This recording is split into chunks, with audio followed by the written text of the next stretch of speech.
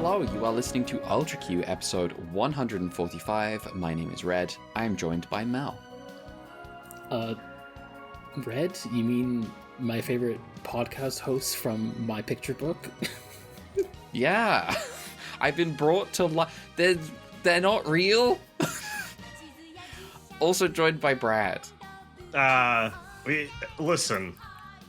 There are bandits a-coming, and by God, we're gonna wrap this plot around to make sure that there are 7 of us by the time we get to shooting. And I love... Here's the thing.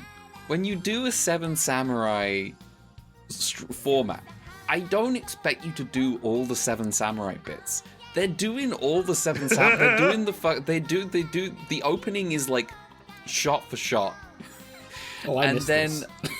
Tar does... Oh, you haven't seen so? Okay. No.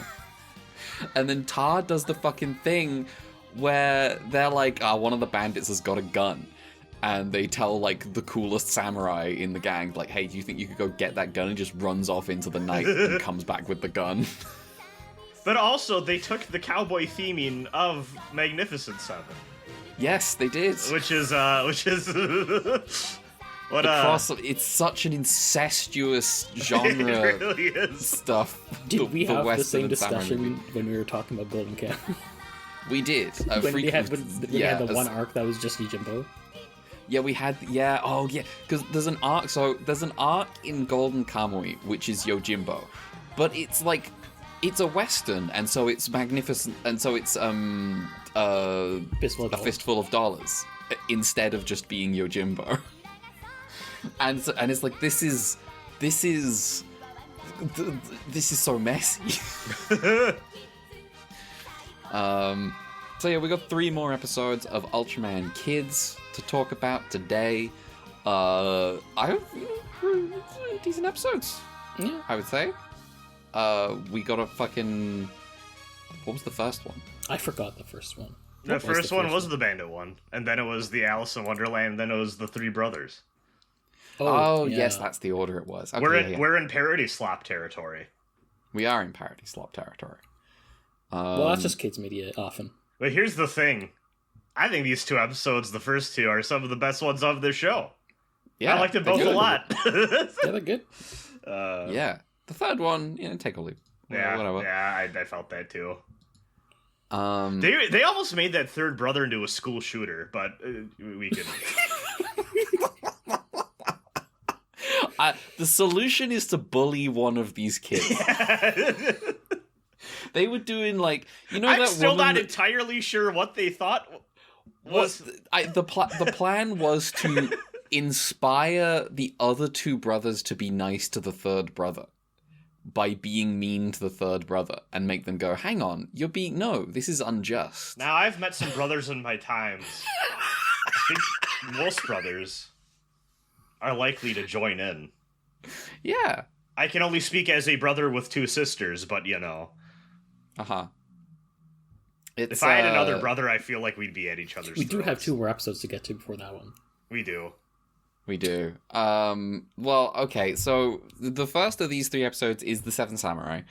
They land on a planet where... In loving memory of Akira Kurosawa, who was in not loving dead. memory of Akira Kurosawa. Who was not dead yet. This is a better 7 Samurai riff than the one in Clone Wars. Absolutely. Man, Clone Wars often the worst show ever. That's why I didn't watch it. I still have yet to watch it. A lot of it's pretty good. There's like one clone guy in it who is like I don't know. It's watching his career in a strange chronological order because the show jumps around the timeline is interesting. I'm talking about 5s. I'm talking about 5s. 5s is 5s. Everyone loves 5s.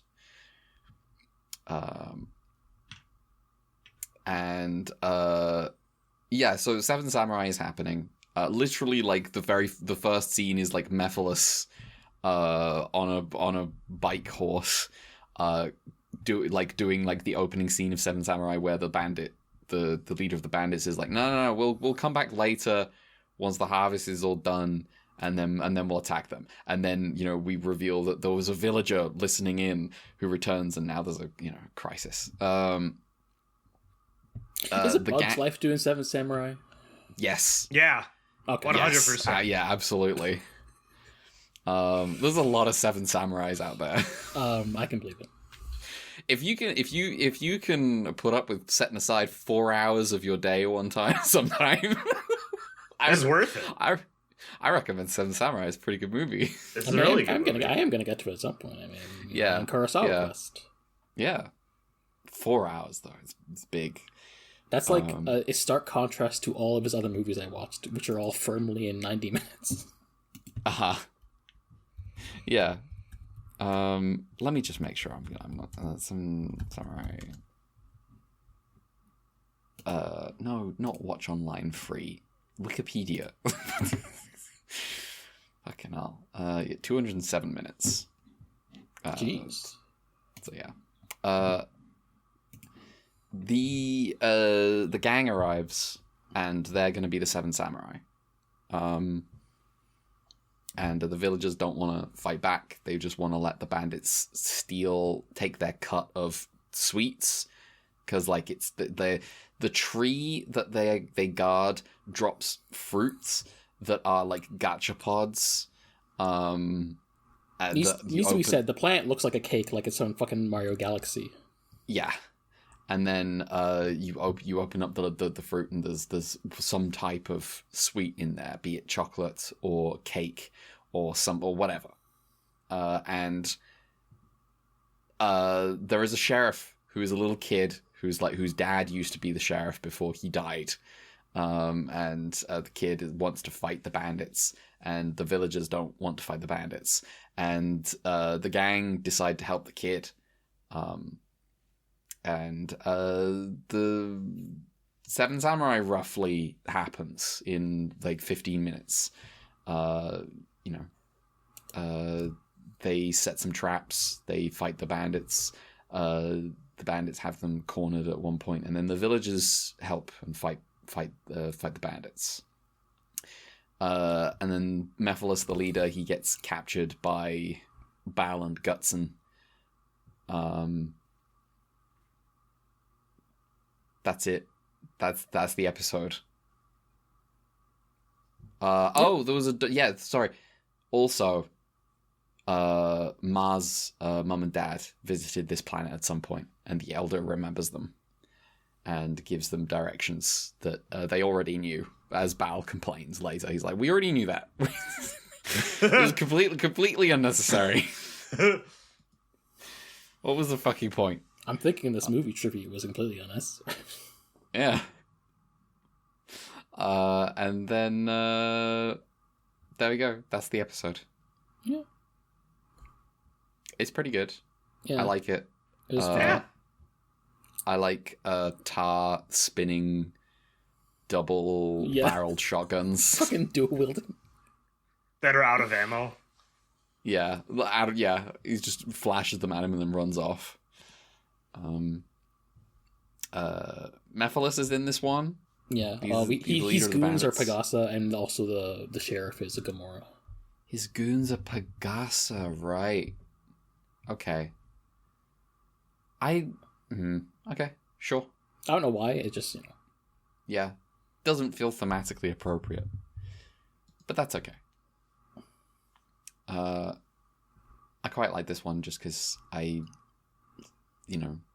Seven Samurai is a decent structure for a story. Yeah, Dave Filoni, we agree. Dave Filoni, we agree. I thought they just had a real fun time. You could tell that they were having a blast making this one. I appreciated that. Yeah. There's some like good like gags with like the traps or whatever. There's a great one where where Sev tricks two Pegasus to run down an alley, and then he triggers a trap that knocks them out. And the trap is perfectly cut out boards of wood in the shape of the Pegasus that Yes. flip up and hit them in the face. This is so stupid.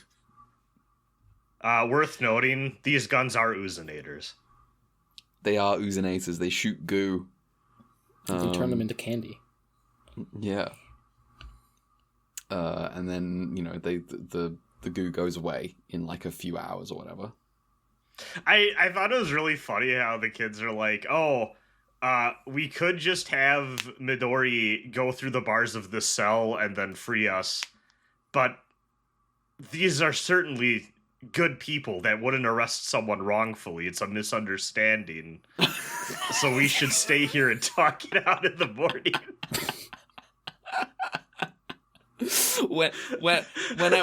when I'm playing a CRPG and I want to play lawful good.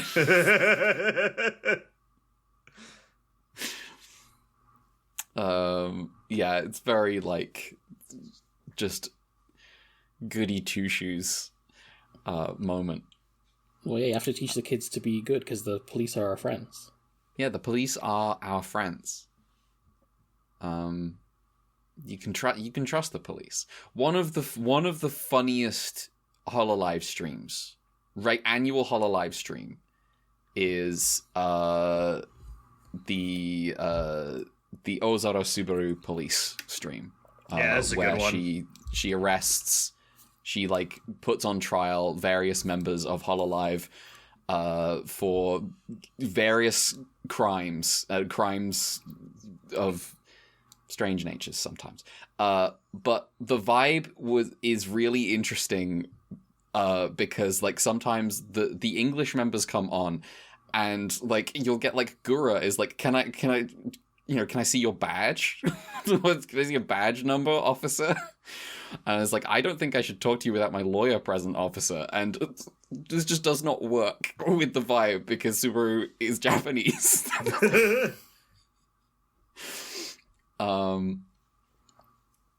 Anyway. Who made this episode? This one was made by Hiroshi Hashimoto and Mihide Kuriyama wrote it. This is the same director who did the Gutson Becomes a Ball episode.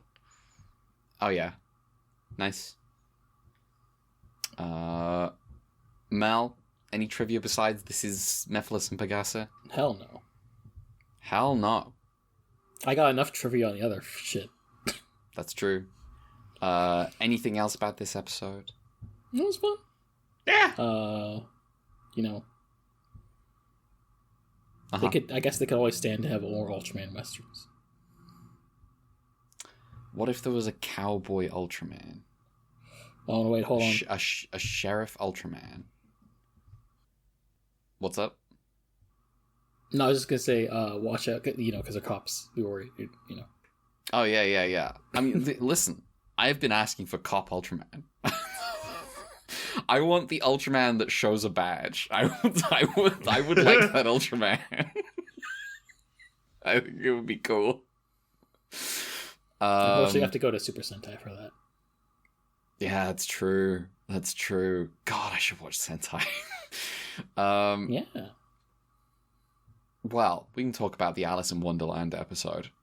Yeah. So the second episode is Doris in Wonderland, essentially. So, okay, this episode starts on a bit of takes a turn immediately. The gang get teleported into a world with humans in it, where a human girl called Doris is like, oh, I was just reading about you in my storybook. Look, you came out of my storybook. Now, at no point do any of the kids question this. This does not get interrogated. They do not for a second feel any kind of, what do you mean I came from a storybook? Am I not real? And then just like hits, RPG, etc., etc. Yeah. And then they also get teleported into Alice in Wonderland. And they go around doing Alice in Wonderland bits. Bal and Gutson eat the food and get really big. And, cry a lot and fill the room with tears. And then Piguko has a run-in with the Queen of Hearts. They do the painting the flowers, the white roses red bit. Yeah, they do that bit. There is a brief stop with the Mad Hatter, very brief, that's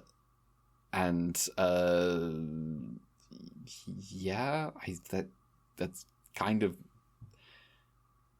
And then the episode stops, basically. Yeah. The episode does just kind of stop in the middle. It's just like they teleport out and they're fine. But they have to go find Piguko or whatever. They drop a giant bowling ball on the Queen of Hearts and all her soldiers. I don't know. But it's just kind of, it's like a fun episode. But the little girl, she learns Doris. She learns a lesson because like the beginning of the episode is like set up as like all the friends playing outside. And she's inside reading a book, and they're like, "Is Doris going to come out and play?" It's nah, Doris. And then at the end of the episode, Doris is playing outside with her friends as she learns. I'm not going to hang out with fake people. I'm going to hang out with the real people. Now that I've got to hang out with the Ultraman Kids crew. In real life, I'm gonna hang out with. I've learnt the value of actually having real friends, and so now I'm interacting with real people. Did Ultraman Kids inspire Evangelion? Congratulations, Omedetou. We're a couple of weeks early for that. No, we're exactly 1 week early for that. We're 1 week early for Omedetou. Okay. Editing the final shot of end of Evangelion, so Piguko is like floundering about, trying not to drown in the ocean in the background. Yeah. That'd be good. Yeah. I thought this episode was alright. It felt a lot like a vibes and the animators want to have fun playing around with stuff episode, which I can always appreciate. This is the kind of shit you can't do Toku. So yeah. To be honest, this whole show has been shit you can't do Toku. Yeah. So it's it's been pretty good. Who made this episode? So let me tell you, from now until the ending of the show, every episode is directed by the guy Taho Shimura. And then this one was written by Kazuo Imura. So okay. The main series director supervisor guy I have this flipped around. Scriptwriter Taho Shimura. So the main writer is going to be handling the rest of the show, and the director is going to like cycle out every week. Mm-hmm. Okay. We're in the final arc. Not that one. Not that one. Mel, any trivia for this episode? No. Anything else to say about this episode? That was fun, but also it does just happen. Yeah. I feel that way about a lot of this show. Honestly. Yeah. The kids land on planet, do a thing. Yeah. And then they go on their way. This time they don't even land on a planet. At the very end of the episode, they get teleported back into the spaceship, and they're like, "Oh, I feel like I had a weird dream." And then everyone's like, "I also feel like I had a weird dream about a girl called Doris." And someone else, "That's weird. I also had a dream about a girl called Doris. What a weird coincidence." As Biggie once said, it was all a dream. Uh-huh. Did he say that? Yeah. Juicy. Oh, okay. Phenomenal song. Oh. Super Nintendo, Sega Genesis. Uh-huh. That's true.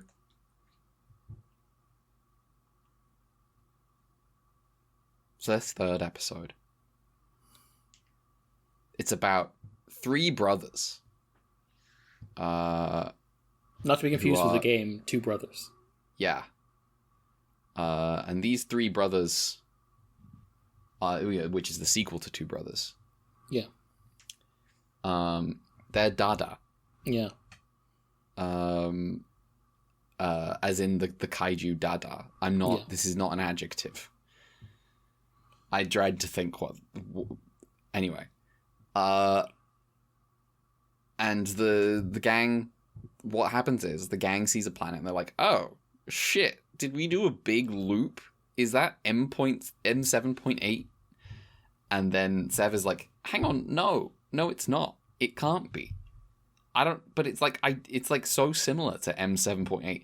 Now, I'm gonna be real. They don't do a lot with that. They started there and kind of veer off somewhere else, and I was like, why didn't you do the fact that it was a second M7.8 thing? You had something. Anyway, they land and they meet three brothers, Dada, who are identical, and they don't like each other, and they kidnap like 2 or 3 of the gang each. And they're like, "You're my guest. You can't interact with my other brother's guests." And there's a kaiju who takes care of them, and she's like, "Oh yeah, they met Mars' parents. Yeah. Everyone met Mars' parents, and they loved them so much. But they were left a floppy disk that could that would tell them, like, give them information or whatever, like a teaching device. It's like a learning tool or something. I don't know. Yeah. An encyclopedia that has fond memories for them. But each of them one of them took the floppy disk, one of them took the computer, and one of them took the plug and adapter, and so none of them can look at the thing. So the gang are like, "Okay, we're gonna fix this," and they have. Seb is like, "Guys, I have a cunning plan.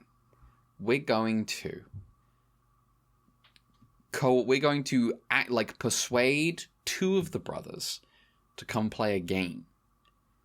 And then we're going to make the 3rd brother not play.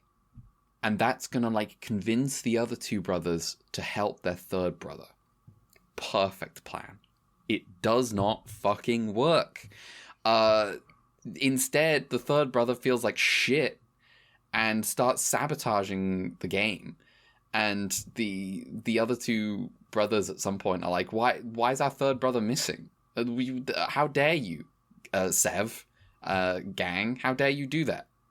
We want our brother back. And the 3rd brother is hiding in a tree and feels bad. And he's like, I'm sorry, guy. I didn't know you felt that way. And then everyone's like, "Oh, okay. I guess the plan kind of worked a bit in the end." And now the brothers are willing to share, and they also identify, it was your parents. And so they give him a copy of the floppy disk, and they all go on their way, with new clues to where they should be going. The end. They also take a letter from the 3 Dadas to their parents. That's what they're doing. Yeah. I forgot to mention a crucial bit of the Doris in Wonderland episode, which was one of my favorite bits of these 3 episodes. Yeah. Was Sev increasingly getting really pissed off at it existing in a fantasy land. He's like, "This place doesn't make any fucking sense." Science can't help you now. Science can't help you now. Anyway, so yeah, this episode, oh well, they do the thing, they move on. There's a bizarre plan. A very strange plan. I don't know what they thought was going to happen. They're children. That's okay. They're stupid. If it feels like they half assumed what would happen, but didn't think it all the way through. I'm like, by the end of the episode, it's the whole thing where this is an episode where this is a planet that is identical to M7.8, completely lost. Just they didn't even touch that idea. Why did you bring it up? That was a good episode. That would have been a good episode. You could have done like a Star Trek episode. Yeah. The I'm dangled always saying mirror. this. Yeah. They could have met each other, but like from the other side of the galaxy. Yeah,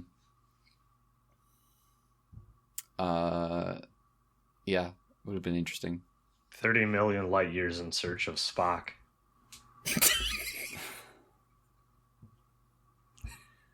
Uh-huh. Uh-huh. Like what if the gang got there and they were everyone had a match there except for except for Ma, or the Ma there had parents. And then, come up with some... No, even better, you with go some there and episode it's drama. like actually just the live action suit actors. Oh my god! I don't think they have it in them for that. I don't for real. Oh, if Bin Faria was there, that would be amazing. Just fucking Roger Rabbit it. Yes. God damn. Yeah, I don't have anything else to say. Akio Sosoji. I heard you invented Swatch. Yeah. He actually invented the name Ultraman, but don't tell anyone. He didn't put his name on it. Akio Sosoji invented the name, and then the Thai guy invented like the concept. That's true. That's true. He did do that. Does anyone have anything to say about this episode before I ask who made it? I got nothing. This one was kind of whatever compared to the other two, in my opinion. Uh-huh. Mel? I mean, the maid is a bird on. The maid is a bird on. Which is Is funny. that your trivia? Yeah, that's it. There we go.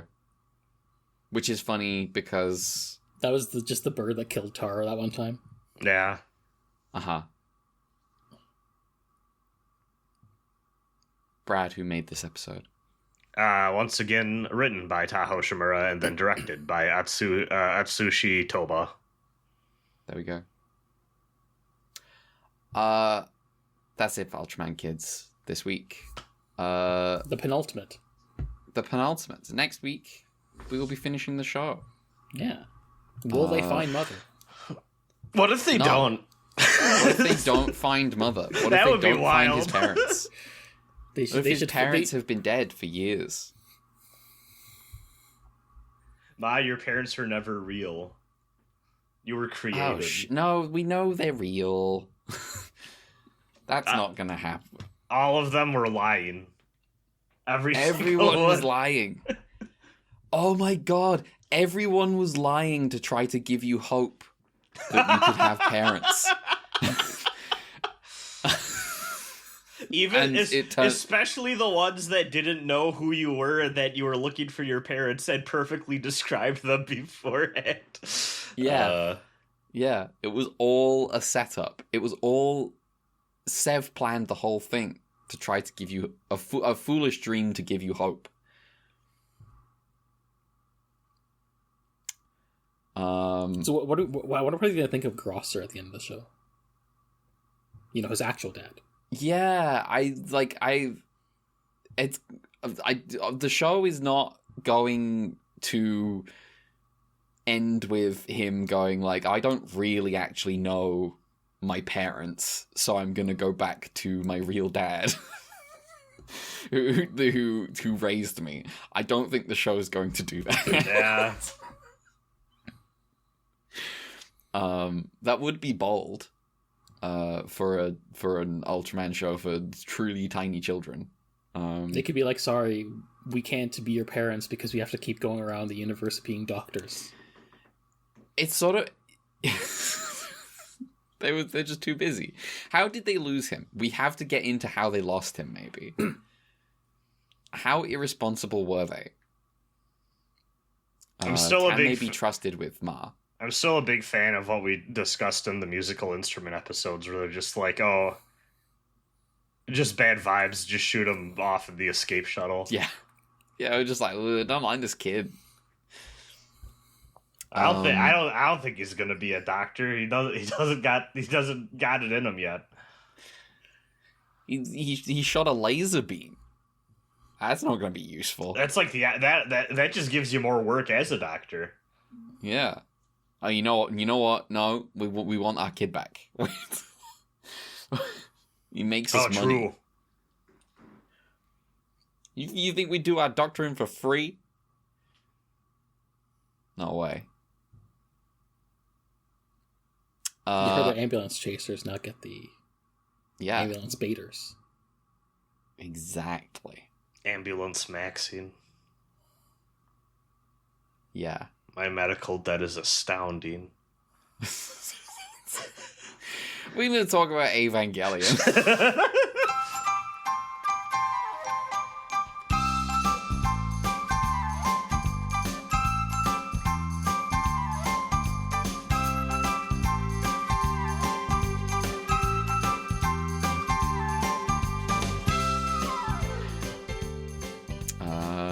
Insert theme here, and we come back. Hello, it's Evangelion time. Zan, Goku, etc. Yeah. This is a weird week. A weird week, you say? Yeah. Like this one, a lot of the shit is getting real bad for everyone, and also leads me to raise eyebrows at some of the things that they do, which we'll get to. I see.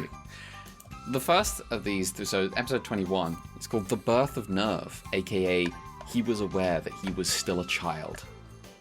Kaji leaves Misato a voicemail from a phone booth in the middle of nowhere before commenting to himself that he's about to do his last job. Elsewhere, Misato is informed that Fuyutsuki has been kidnapped and allows herself to be brought into custody upon hearing that Kaji is the prime suspect. Meanwhile, Fuyutsuki, handcuffed to a chair, finds himself interrogated by not the Human Instrumentality Committee, but by the official meeting of Seele itself in monolith form. As they question him regarding Unit 1's ascension to godhood, Fuyutsuki reflects on the past.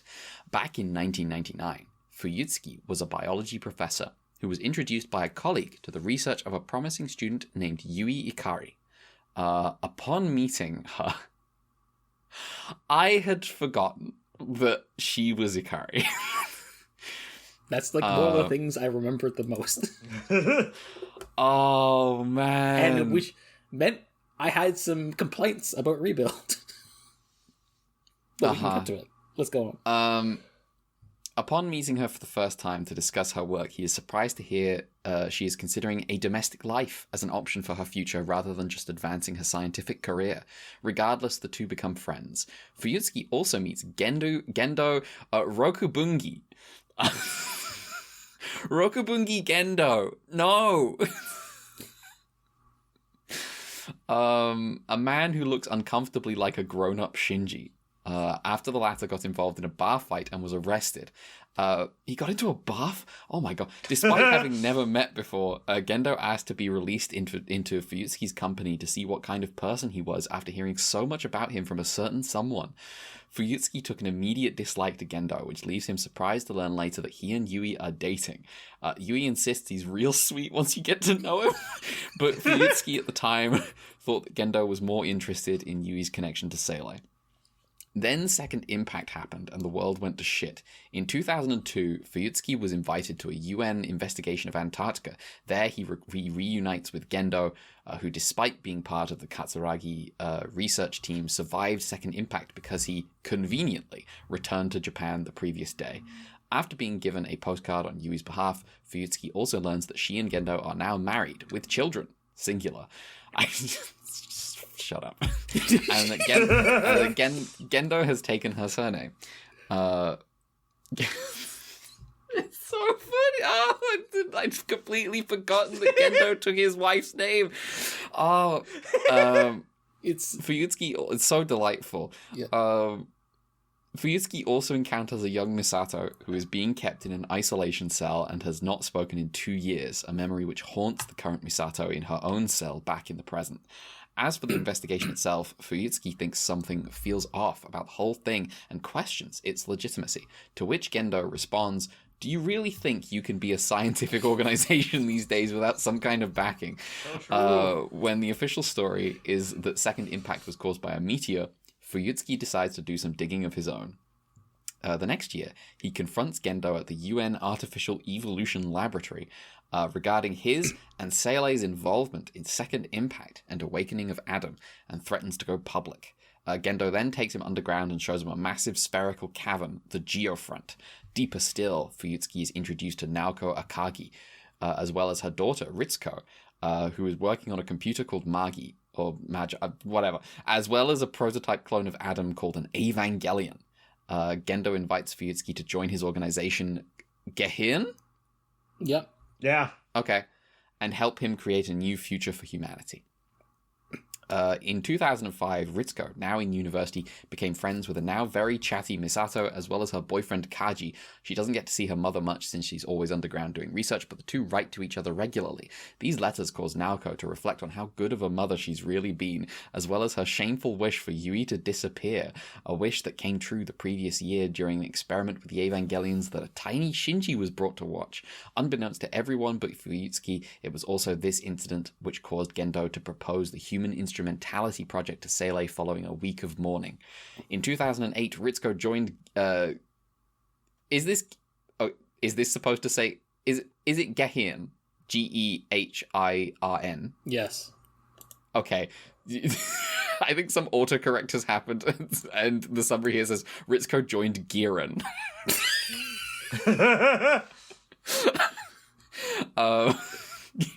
Ritsuko joined.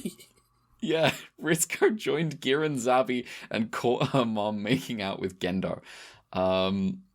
Then, in 2010, Gendo introduces the Akagis to a young Rei Ayanami, who he claims is a daughter of a friend. Naoko is immediately suspicious, but discovers all records of Rei have been erased. Later, Magi is completed, and mother and daughter celebrate together, but Ritsuko leaves early to meet up with Misato, who returned to Japan from Gehin's German branch. This leaves Naoko alone with Tiny Rei, who taunts her as an old hag who is no longer needed. Naoko tries to do her best not to start beef with a child, but upon hearing that she's repeating Gendo's words, she strangles Rei and says they are both equally replaceable. After coming to her senses and realizing she murdered a child, Naoko then kills herself. Apparently, Chairman Kiel disbanded Gehin the very next day and organized it into a new organization with the same staff, Nerve. Back in the present, Kaji breaks Fuyutsuki free despite knowing, as Fuyutsuki tells him, that this will cost him his life. Following this, Misato is let out of custody now that Fuyutsuki has returned, but is not given any details about Kaji. As the sun sets, Kaji meets with an unknown person and tells them, "Hey, you're late," before being shot. Misato returns home after nightfall to find Kaji's voicemail. What kind of McDonald's has a message? What do you want to order a burger tomorrow? He apologizes on the voicemail. He apologizes to Misato and Ritsuko for all the trouble, and also tells her to keep searching for the truth. Also, look after my garden. Shinji knows where it is. He concludes by saying that if they ever meet again, he'll tell her the words he wasn't able to say 8 years ago. Misato breaks down in tears after hearing the message. Shinji hears this from his room and goes to check, but can't bring himself to enter the kitchen. Instead, he gets back in bed and thinks about how, as a child, there's nothing he can do to help. That's the episode. Yeah. Flashback, lots of information. Yeah. This is the lore episode. Yeah. One of... trying to remember when the Ray... Is the Ray drop this week? Yes, later. Yes. So yeah. Because there's no time for it next week. There is no time. We got Kaoru, and then we've got we're in Shinji's head. We're in Shinji's head for the rest of the show. Yeah. Yeah. This is one of the things I remember distinctly from my first watch. That was like, one, it is really funny how Fuyutsuki just hates Gendo at the start. Yeah, I love it. I like this whole, well, okay, not the whole flashback, but like the early days stuff is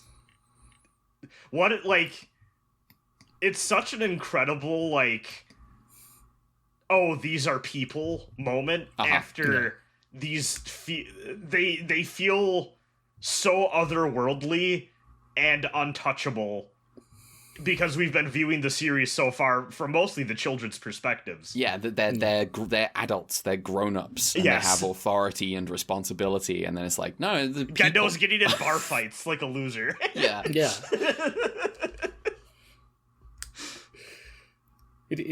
One, I like my Fusky being like, oh yeah, back in the day, we used to have seasons in autumn in Japan.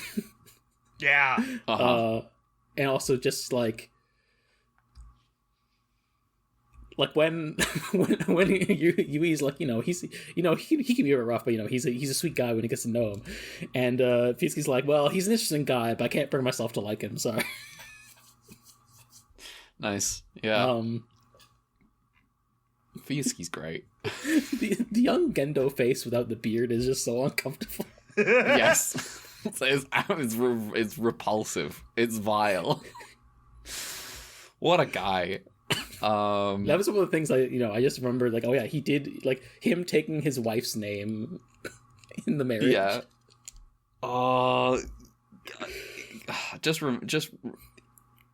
Just through remembering everything, I'm just like, man, Gendo is great. It is just less interesting that in the rebuilds there's a reverse. Because I think in the rebuilds, Yui's maiden name was Ayanami. I'm like, well, okay, that's okay. Well, that's kind of lame. Yeah. Him being like just like turbo wife guy. Yeah. Is excellent. Like, Fuchs's like, everyone thought that at the time Gendo was just approaching her because of her connections. Then you find out, no, he's just like the biggest wife guy in the world. Yeah. He's like a wife guy to the point of like, I have a son. What the fuck? No. Yeah. I have a wife, actually, I think you'll find, and I guess she has a kid. Yeah. She is specifically not here taking care of our kid, which I am not doing. Yeah, I'm not gonna do that.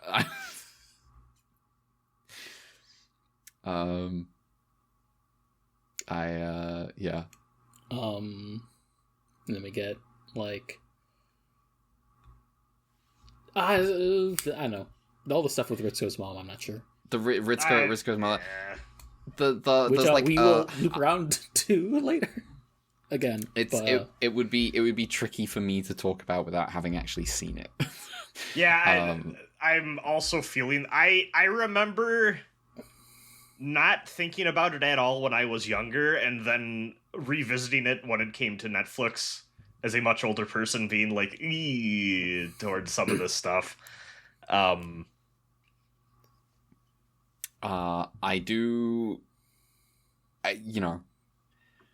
Woman strangles child. Is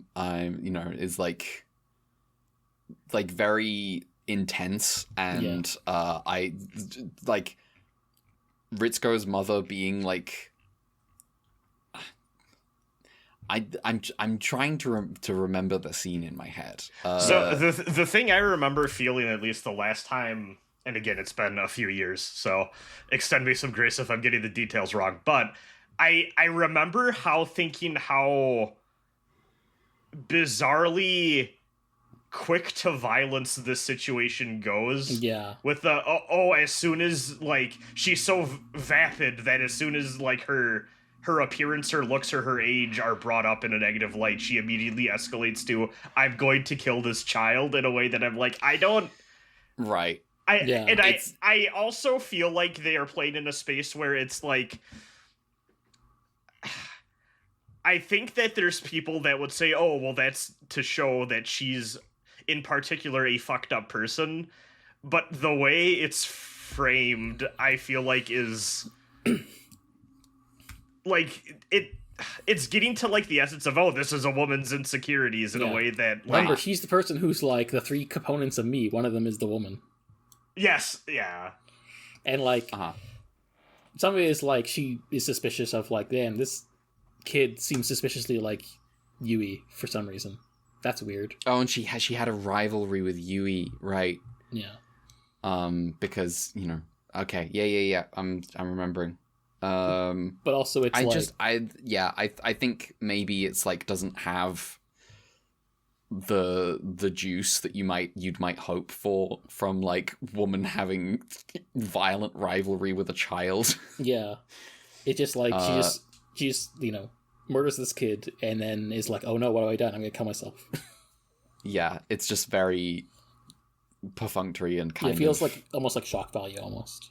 Yeah.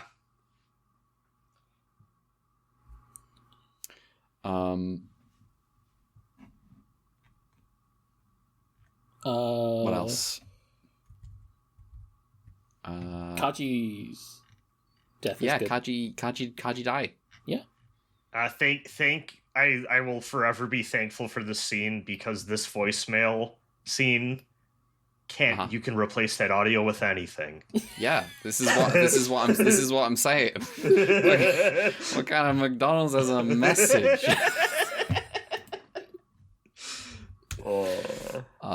One of the greats. Masato voicemail. We just type Masato voicemail. Him just being like, hey, you're late. It's pretty good. Yeah. Kaji spy shit paying off finally. Like right at the end, he gets got. He dug too deep. Everyone was telling him he was going to dig too deep, and then he dug too deep. I feel That's like what this guys like him do.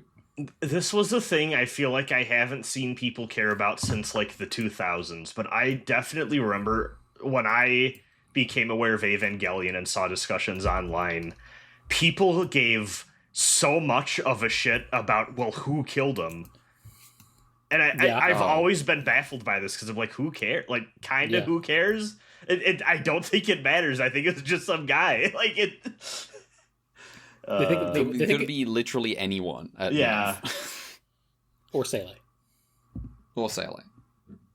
Yeah, like, I just always assumed it was, like, some nameless hit person we've never seen before. I think Ano has said that as much. Yeah, like, it just seems like such a non-concern for the rest of the show. I've always been fascinated that people latched onto that in particular. Evangelion is a puzzle box you have to, like, unlock all the secrets of. Well, okay, now... Well... What is the key of Nebuchadnezzar? There's there is also, you can lean the other way and say like, well, you know, if it is someone we know, who's interesting? And is it like Makoto? Maya. Like if Makoto kills him, is that good? Not really. Because well, he's the one that's got the connection with Misato, right? Yeah. Well, again, that is interesting. I guess, yeah, in that case. So, you know, just like wondering about it in like a, you know, treating it like it's like, you know, it's such a mystery, I think is a foolish approach. However, Fuyutsuki did it. you could put some, if Fuyutsuki did it, that would be, you know, that'd be fun. You can just slot people in and go, "Ooh, is this fun to work in my head?" Sachiel. Yeah. Damn, he got smaller. Can you imagine getting off an elevator and fuck, there's just a giant ass like angel in the hallway? Yeah. They basically already do this bit actually when they have to go through, the kids have to go through the tunnels and they open the wrong door. Yes.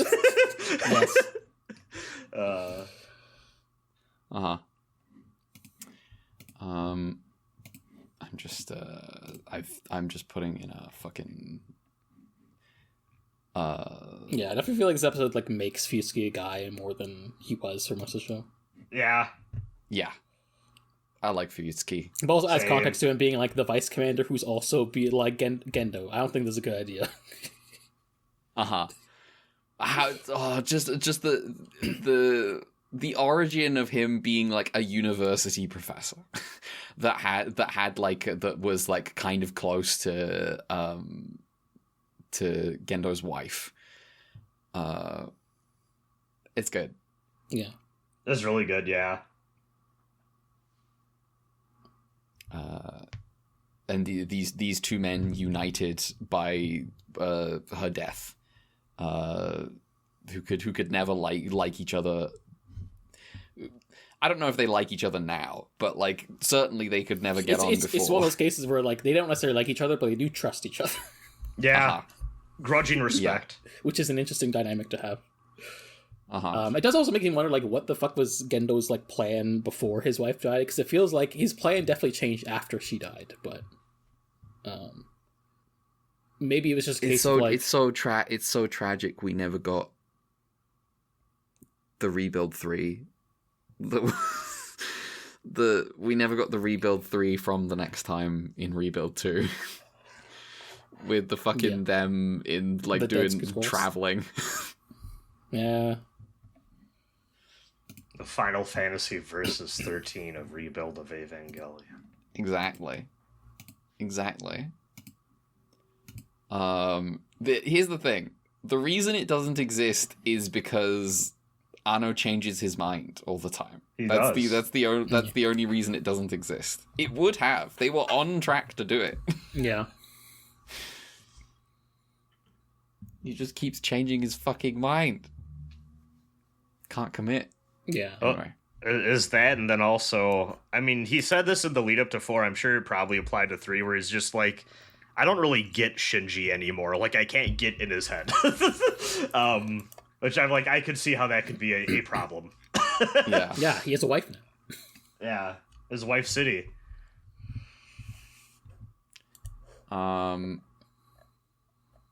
Yeah. Anything more to say about this episode? I also think like the 1999 flashback is interesting because it's like pre everything going to shit. So like it's so like their lives are just normal. Yeah. Right. Which is fun. Which I think like adds a lot of contrast to like just the state of everything. After. Yeah, Evangelion as post-apocalypse is like sometimes kind of not entirely clear all the time. Like it's not always on screen necessarily. Yeah. Do you want to move on to the next one? I got the trivia. Oh, I'm stupid. Yes, go for it. Director Hiroyuki Ishido, but for the director's cut, I'll loop back around in a second. Masahiko Otsuka and Shinji Suzuki. Writer Akio Satsukawa and Anno, makes sense. And storyboard Junichi Sato. Also Yui Kari, voiced by Megumi Hayashibara, who, as we all know, is the voice of Pen Pen from Evangelion. And also Rei Ayanami from Evangelion. I wonder what they meant for that. Just casting stuff. Yeah. I can't believe these men are writing like, oh, I'm considering a domestic life, you know. Okay. That was just like a thing I forgot. Like when that line came up, I was like, okay. Yeah. Anyway. So episodes 21 to 24 have director's cuts. Because production was so on fire that like they were kind of sloppy when they came out. So they redrew and added a lot of scenes, and a lot of these scenes first made their appearance in the compilation movie Death and Rebirth, but they were kind of intended for the home releases, and they were put in the home releases. Okay. This does mean that like the episodes are also like longer. In this case, I think it's like 6 minutes longer. Like this one is like probably the longest in terms of like just adding new shit in.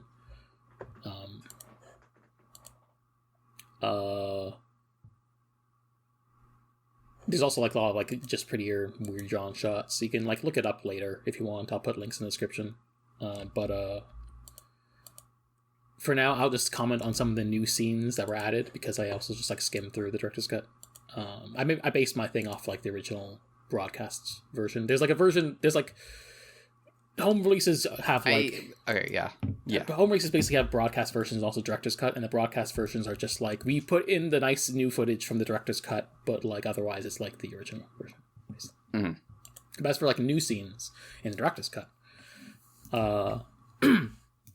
first is Cold Open, where there's like found footage of scientists accessing like the Lance of Longinus and the S2 engine in Antarctica, and you can hear Gendo and Keel from Sele having a conversation off screen about how much they hate scientists.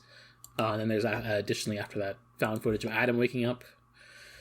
There's a scene in 2002 right before the scene in Antarctica where Fusky is recruited by the UN, and he's currently being like basically a back alley doctor in on his houseboat, where he's like complaining about there being too much summer. And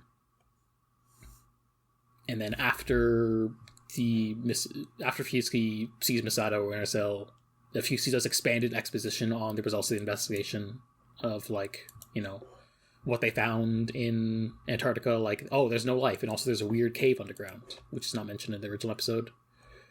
When Fusky visits Gendo at the UN lab in 2003, he briefly encounters Yui and walks past her.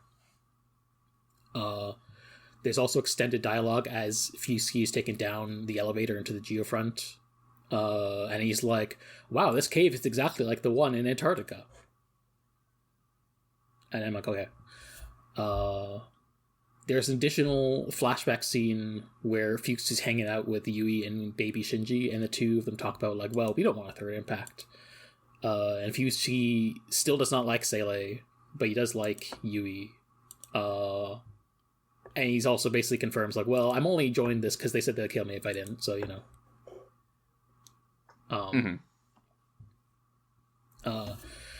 For whatever reason, there's an additional 2 seconds right before Kaji rescues Fusky where Kaji hangs up the phone.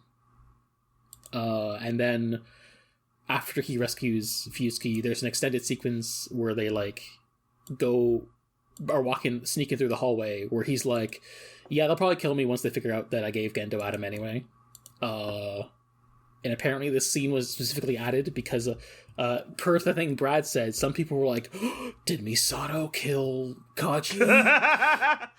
Because when he gets shot, it cuts immediately to her house. And then Anna was like, no, it's just some random guy. Here's like some extra lore stuff to like diffuse the theory. I think it's pretty funny. I think he should have left that. I think leave that. I think one, I think it's like let people be stupid. Yeah. 2, let people just have that for fun, I guess. I don't know. Like it's completely. It's like I don't think it matters that there are some people who are like, oh, did Misato kill Kaji? I don't think that matters at all. Yeah. So, some of these just feel like goofy. Like, why'd you... That's not necessary. Some of them are neat, but, you know.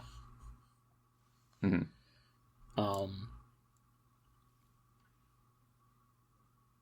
Apparently, there was also, like... let's see. In the initial series proposal, the Angels originally planned to be the leftover weapons of an alien ancestral race, and they were associated responsible for the spherical caverns under Antarctica and Tokyo 3. This did not make it into the show... but the lore behind these caverns and the ancestral race are apparently explored more in the PS2 game Neon Genesis Evangelion 2. If Evangelion is so good, then why isn't there? Do you know the deal with this game? No. It was made by the Gun Parade March guy, and it's just low-key a Gun Parade March sequel. Oh, that sounds cool, actually. It plays exactly the same. I want it translated so bad. Yeah, that makes me interested in it, even though I don't give a shit about this lore that isn't in the show. So, you know, it extremely doesn't matter. That said, in the original proposal, apparently what was going to become its second impact was originally called the Dead Sea Evaporation. And, you know, the use of the Dead Sea Scrolls was carried over to the show. It's just, you know, they changed Antarctica to the literal Dead Sea in this case. And some of these lore ideas may have been like continuation of ideas that were in Nadia, which makes sense when you consider they were originally going to be in the same continuity, but you know. Apparently in the original draft, Ray was going to survive her strangulation, and apparently the UN Institute of Artificial Evolution was going to be still active as an independent organization rather than just being like a predecessor to NERV. So, you know, minor tweaks to the plot that don't matter that much in the grand scheme of things. That's all I got for now. All right. Sick. Right. Let's talk about this next episode. The Birth of Nerve, aka... Nope. Nope. Delete this. At least be human, aka don't be.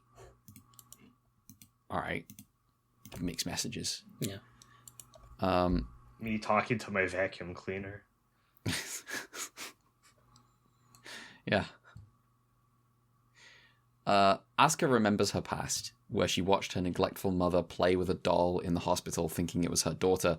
After her mother later dies by suicide, Asuka insists at her funeral that she won't cry. Back in the present, Asuka's sync rate is spiraling, which will make piloting difficult. With that in mind, Ritsuko asks Maya to prioritize repairing Unit 0. Meanwhile, Makoto informs Misato that mass production of Avas up to Unit 13 has begun. Makoto wonders if this is due to all the recent mishaps with the existing units, or potentially an attack by multiple angels at once. However, Misato considers the fact that everything surrounding their production is occurring in secret and through unofficial channels, suggesting there's something else motivating this. That night, dinner at Misato's place is awkward due to Asuka's passive aggressiveness to both her roommates. At some point, Asuka's stepmother calls and Shinji just watches her talk on the phone in German for 20 minutes, I guess, and notes that it's nice that she has a family she can talk to. In a rare moment of connection, Asuka admits that while she doesn't hate her stepmother, their interactions are mostly an act. The next day, Asuka's sync rate score was even worse than before. When Misato raises the possibility that Asuka's period might be causing this, Ritsuko dismisses this. Okay. Later, Misato tells Ritsuko that the living situation at her apartment may no longer be sustainable, and then the two women make snide remarks at each other. Meanwhile, Asuka is in the bathroom complaining about having to menstruate when she doesn't even want kids. She then heads to the elevator where, to her chagrin, she meets Rei. The two stand in awkward silence for 40 seconds, I checked, before Rei suggests to her that she needs to open her heart up to her Ava. Asuka dismisses the idea that the robot might have a soul, complains about Shinji, and then calls Rei a doll. Rei denies this, but does not beat the allegations when she says she'd die for Gendo if ordered, earning her a slap to the face. Regardless, Asuka does try talking to Unit 2 before deciding it's stupid right when a new angel shows up. Unfortunately, the angel is hovering in low orbit outside the Ava's range. Initially, Unit 0 is to be launched with a sniper and Unit 2 as backup. But Asuka is indignant and goes ahead on her own. Misato allows it, but everyone understands this to be Asuka's last... I'm not doing the Asuka voice. Asuka's last chance. Unfortunately for Asuka, her shots miss the angel, and she gets blasted in the face by a beam of light instead. Misato orders Asuka to retreat to safety, but Asuka refuses to allow herself to be a failure yet again, even as it is clear that the angel is reaching into her mind. Asuka is confronted by her own trauma of being neglected and abandoned, as well as her desire to grow up fast so that she can be independent. All of this leaves Asuka crying in her cockpit as she says that she's been defiled. What could they have meant by this? When Unit 2 eventually shuts down, Shinji requests to go and rescue Asuka. Gendo refuses and keeps Unit 1 locked down. Instead, he orders Rei to retrieve the lance of... How is Longinus pronounced? Is Longinus, I've always said, but I don't actually know if that's real. I've always just said it that way. I'm going to keep saying Longinus. The lance of Longinus from Adam. Because it's Latin, presumably. The lance of Longinus from Adam. Fuyutsuki worries that this might provoke Seele, but Gendo argues that they can't afford to lose Unit 2 and that the mass production of Ava units by Seele means they need to take the initiative. Plus, getting rid of the angel is a convenient enough excuse for them to beg for forgiveness rather than ask for permission. After retrieving the lance, Rei hurls it into space and kills the angel, but leaves the lance trapped in lunar orbit where it can't be retrieved. Afterwards, Asuka and Unit 2 are recovered. Shinji attempts to provide her emotional support, but her psychological state, combined with cursing being rescued by Rei of all people, leads her to rebuff him instead. Yeah. Is this the last Asuka episode in the show? Yeah. Yeah. I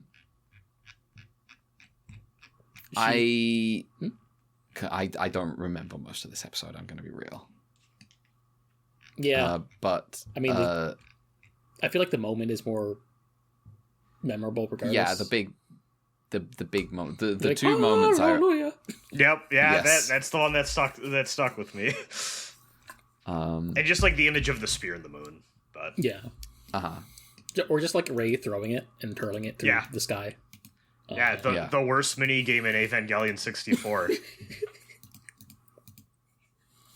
How you feel about this episode? Pretty all right. I have reservations and questions.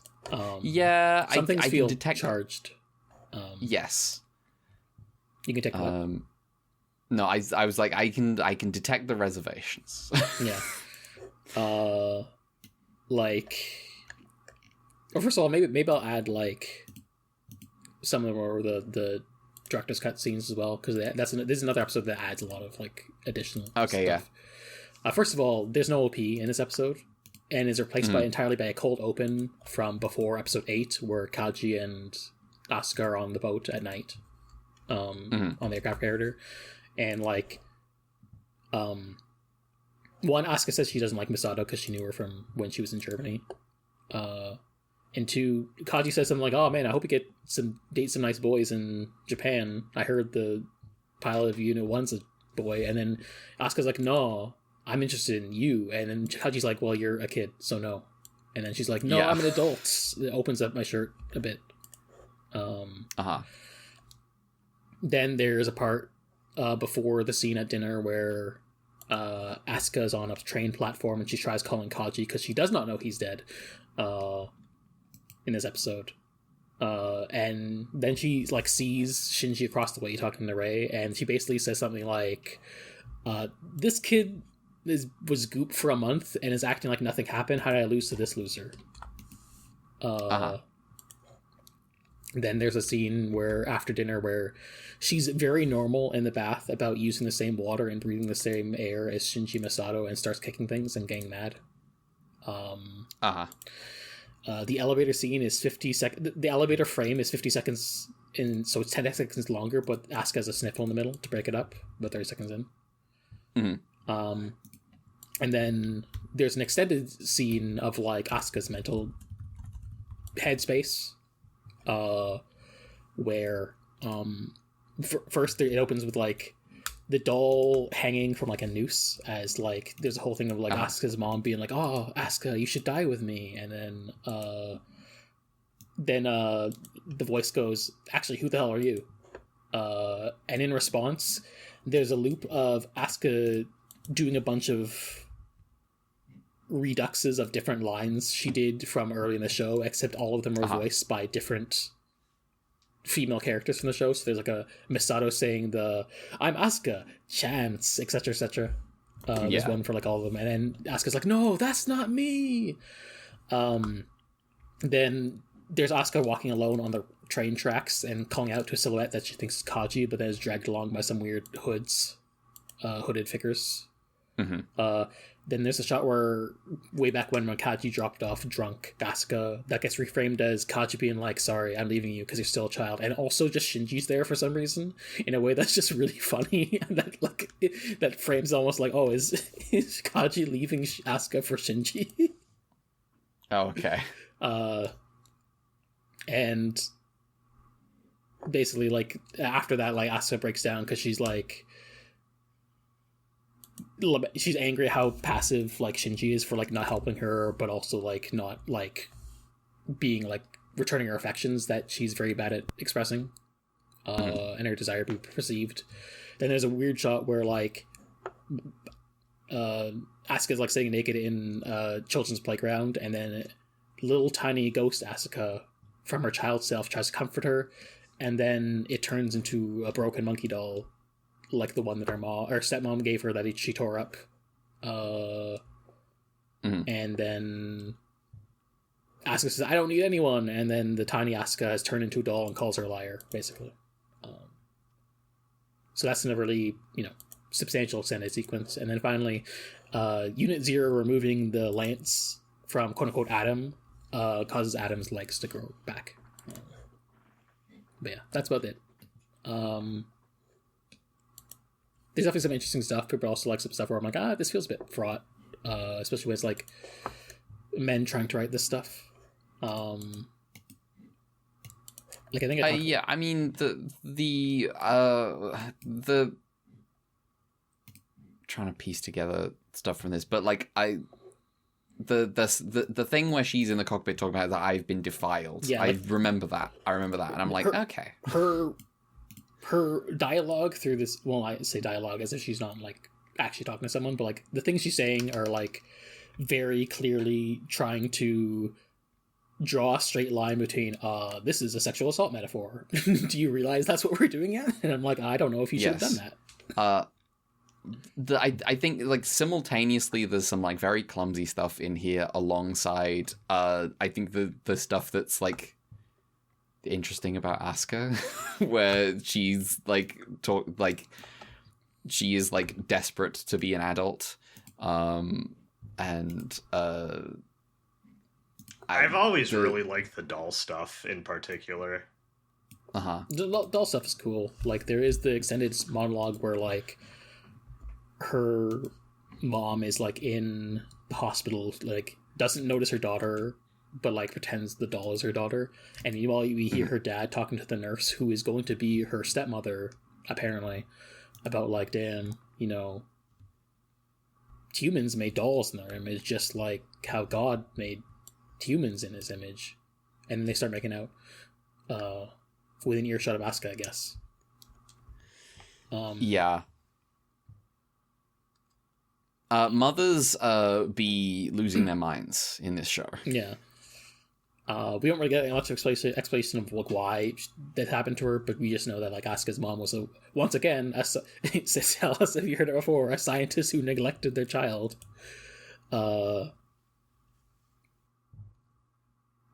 I think her dad is voiced by like Duo from Gundam Wing. Oh. Okay. I just think that's funny. And yeah, it's just like there's the stuff added about like, oh yeah, like she's menstruating, which is like made more explicit in the director's cut. The sort of like I would have to watch the show, but there is sort of like I have this instinct to be dismissive of this, but also I am like, I bet that would have an effect on how you pilot. I bet that would. But also it's like I don't trust necessarily Hideaki Anno and co with like that reality. Yeah, so just I think that aspect of it I think also would sit better if it had been brought up in an earlier episode. Yeah, rather than being like immediately deployed the here. Rape metaphor. Yeah, like it gets tangled up in a way that I think is not to use the word fraud over and over again, but it yeah. So just pulling this out from my trivia, just because it is like relevant to the discussion. Apparently, in the like film books, contrary to what Risco said, they say that like her one, this is supposed to be her first period, and two, this is affecting her piloting. And also, apparently, Anno has said that he did want to include more scenes about this subject, but also he felt like, well, I'm a man, so maybe I shouldn't put too much in, and so we only have a little bit touching on it. The thing with this is like, Asuka, the thing happening with this episode, Asuka really wants to grow up.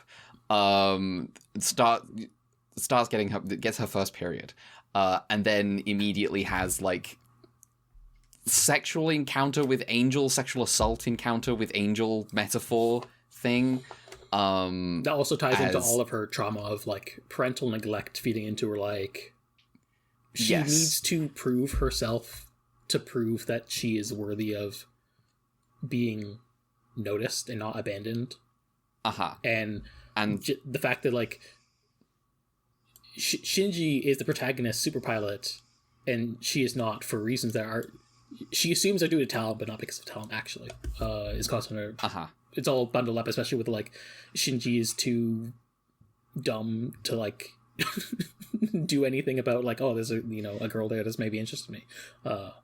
Well, you could also say that Shinji would quite like to return to the womb. Shinji would quite like that. Yeah. Asuka, he did. He did for a bit. And was like, oh, I wanted to leave. They had to just kick him out. His mom kicked him out. Asuka don't want to do that. Asuka wants to grow up. Yeah. And part of that is because like she felt let down by her parents, so she's like, well, I don't want anybody. I need to grow up fast. And then that is still kind of difficult. Like you can't. There's only so much, so fast you can actually grow up. Yes. Especially when you don't actually have a support system at all. No.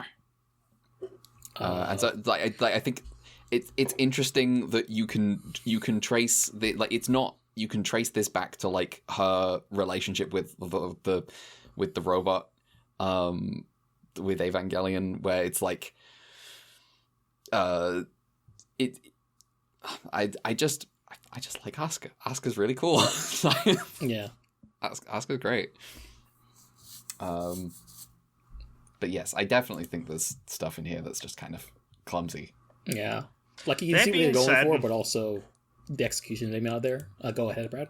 Yeah, I was gonna say, like, this is one of those cases where, like, this is always a tricky thing because you don't want people to not take swings ever.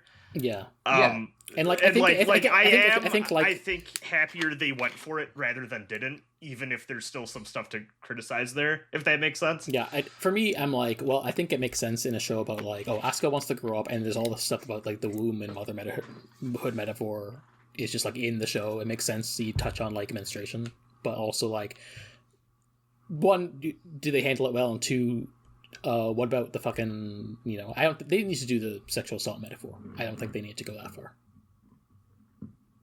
Or like they even if like they didn't have to use the words, even I think that would have helped, because like when you draw attention to it, like you can make the connection yourself in a way that makes it feel more tasteful, even. Yeah, I can agree with that.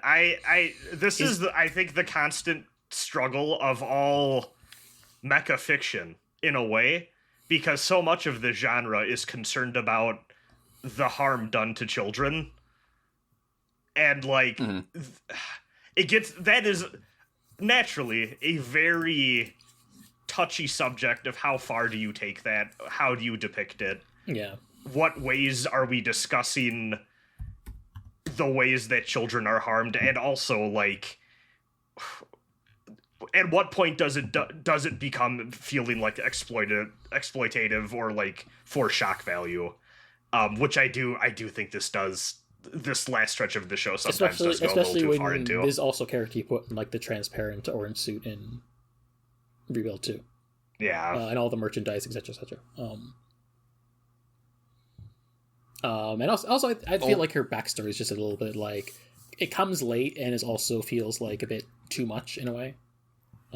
Well, this is like this is your third weird mother. Yeah. Though ironically, I actually found it like kind of refreshing the way that like Ritsuko just in her regular exchanges with her mother is just pretty alright, but like doesn't mean there isn't like complexes there. But like I was surprised at the degree to which they were based on like previous stuff. So I was surprised at the degree to which it was like, no, they're just talking like. They seem to have a pretty decent, healthy relationship, all things considered. Just maybe there's some baggage there, but like it's nothing the same to like whatever everyone else's like horrible backstories. But yeah, it is like, oh yeah, Shinji and Masato have the same kind of backstory, and then also it's like, oh, there's like all this other stuff that's just like everyone is like this. So okay.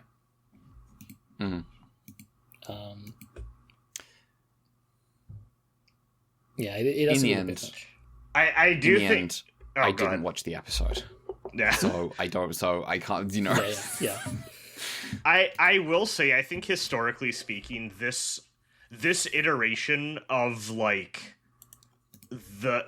this framing or version of it always hit hard for me in a way the others didn't, and like this is going towards like some other. I have a few extended family members with some severe mental health issues, and my mother as well also dabbles into like sometimes needs some help with some things or whatever.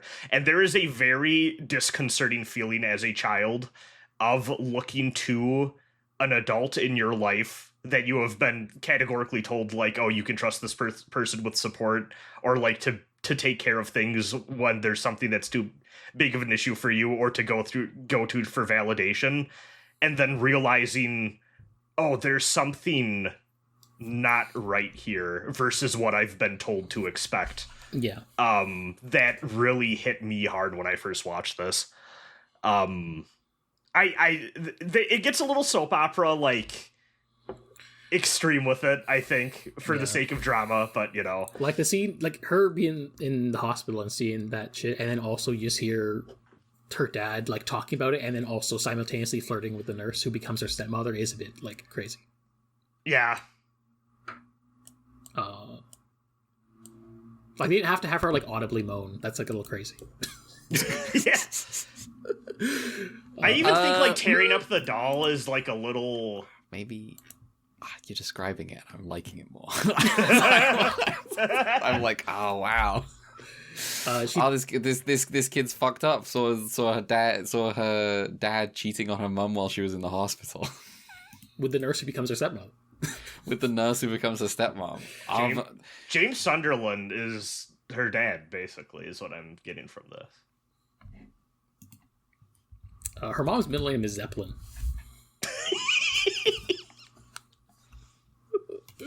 Of course it is. Yeah, it is. It does feel like weird. Like, I can get why she has normal stepmom hang-ups with her stepmom, but also I'll consider this her stepmom seems pretty alright. Just, you know, there's all the other baggage with it. I'm looking up Asuka's step. Does Asuka's... Her name is Kyoko... Yeah, okay. Kyoko Zeppelin Soryu. Okay. Yes. Wait, Soryu? Oh. What? Yeah. Okay, where's the Lang... Is the Langley... The Langley where's is Langley? Asuka. Oh, Langley's the... Okay. Okay. I understand now. Yeah, there's the scene where like she tears up the monkey doll from her stepmother, and she's like, "Oh, I don't need no parents." Blah. Even though it's like clear her stepmom is trying to be a decent stepmom, which is, you know, but also the baggage makes it hard. Understand. I have confirmation. This is Duo Maxwell. Yes. These are being made at the same time too. Going back and forth is what a. It is funny. He's playing like a young Gundam pilot and also her dad in the same time. Yeah. As actors got range, you know? Yeah. Wait, he's playing what? Hang on. Who is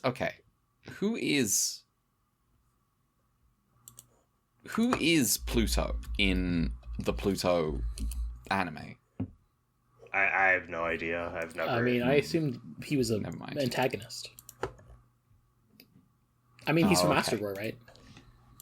Yeah, I'm trying to remember who Pluto. Okay, anyway, he's that Pluto, and I was like, oh, is he what? No, everything. It makes sense. It makes sense. I briefly thought he was playing a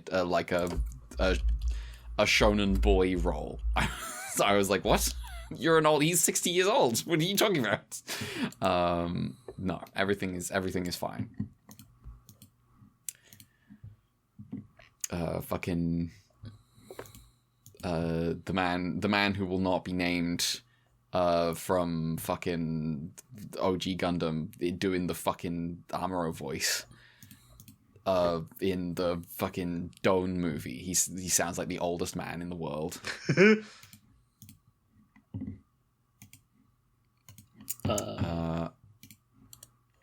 Duo Maxwell also apparently voices the leader of the fitness club in Mob Psycho 100. That's good. That's a good role. It's a good role. I do like those guys are great. Oh. funniest thing I've seen on Behind the Voice Actor. Yeah.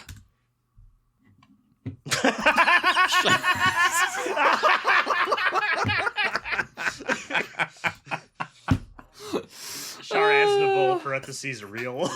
Char Aznable real. Char Aznable real. Just like Trollbottom real. Unfortunately, he does also voice Lacrosse and Seed. So. Someone has to. Someone has Get to. paid. Get paid.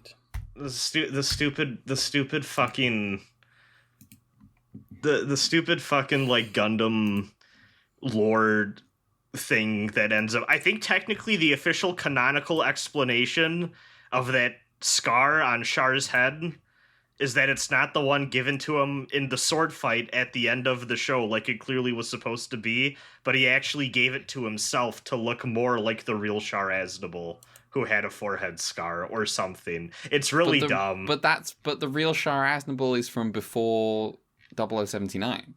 Yeah. But apparently he had a scar on his forehead. At some point it was decided he had an iconic scar on his forehead. Brad, what are you talking about? This dumb. can't be real. It's dumb. I don't agree with it. I don't like it. It's very clearly supposed to be the scar. I don't remember if it's an origin thing or the deleted affair thing. But at some point... the deleted affair can stay deleted. We don't care. We don't care. There's dumb Gundam lore shit for that scar that's like, it's clearly supposed to be the scar from the end of the first show. I see. This video was good, Fred. Thank you. I am not a doll.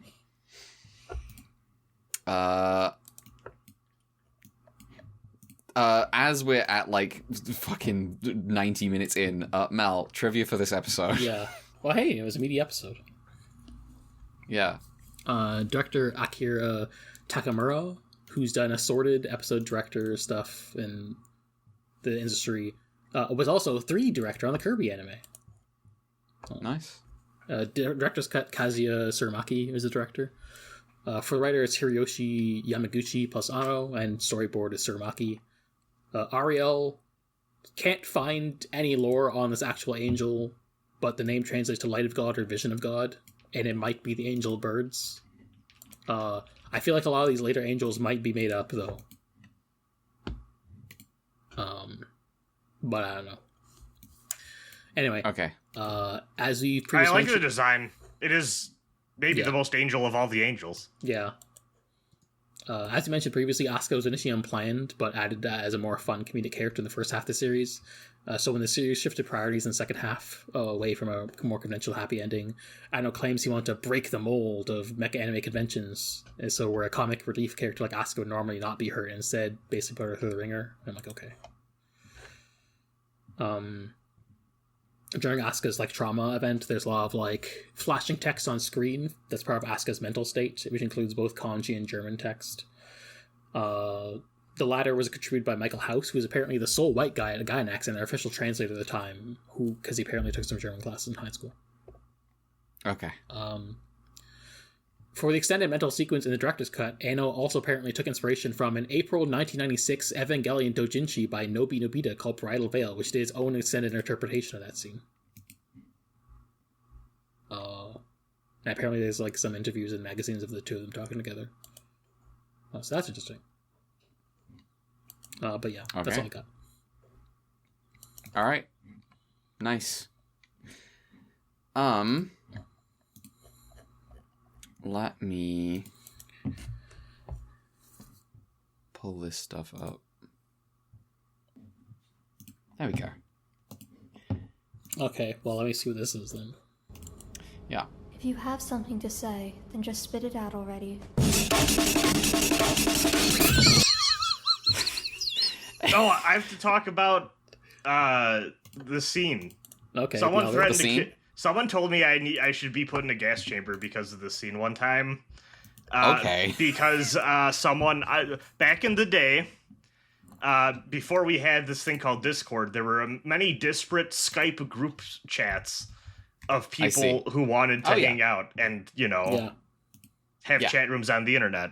I was a part of one. and we were talking about Evangelion one time because one member was going through it for the first time and referenced the elevator scene of like, oh, there's like, it feels like the show's running out of budget. So then I brought up the like, and I think this is still somewhat contested of like the how much of this is like actually being done intentionally versus them like, you know, the budget stuff going on. It might be call me. Yeah, exactly. But I gave the common knowledge version of it circa 2012 or whatever. And then someone who was always kind of weird replied to me, be like, God, it's people like you that needed to be rounded up and euthanized because you always spread this misinformation. Anyways, that guy got kicked from that group. Jesus Christ. But every time I see this scene, I think about that guy and how weirdly defensive he got over it. Anime nerds are fucking weird. People get very weird. Yeah. Did you know Aragon broke his toe? Yeah. Yeah. I saw there was a Blue Sky post going around about someone saying, "What's your version of he actually broke his toe in this scene?" Did you know that Keanu Reeves really wanted room service? He really wanted room service. I need a computer. I have to get online. This last episode is called Tears, aka Ray 3.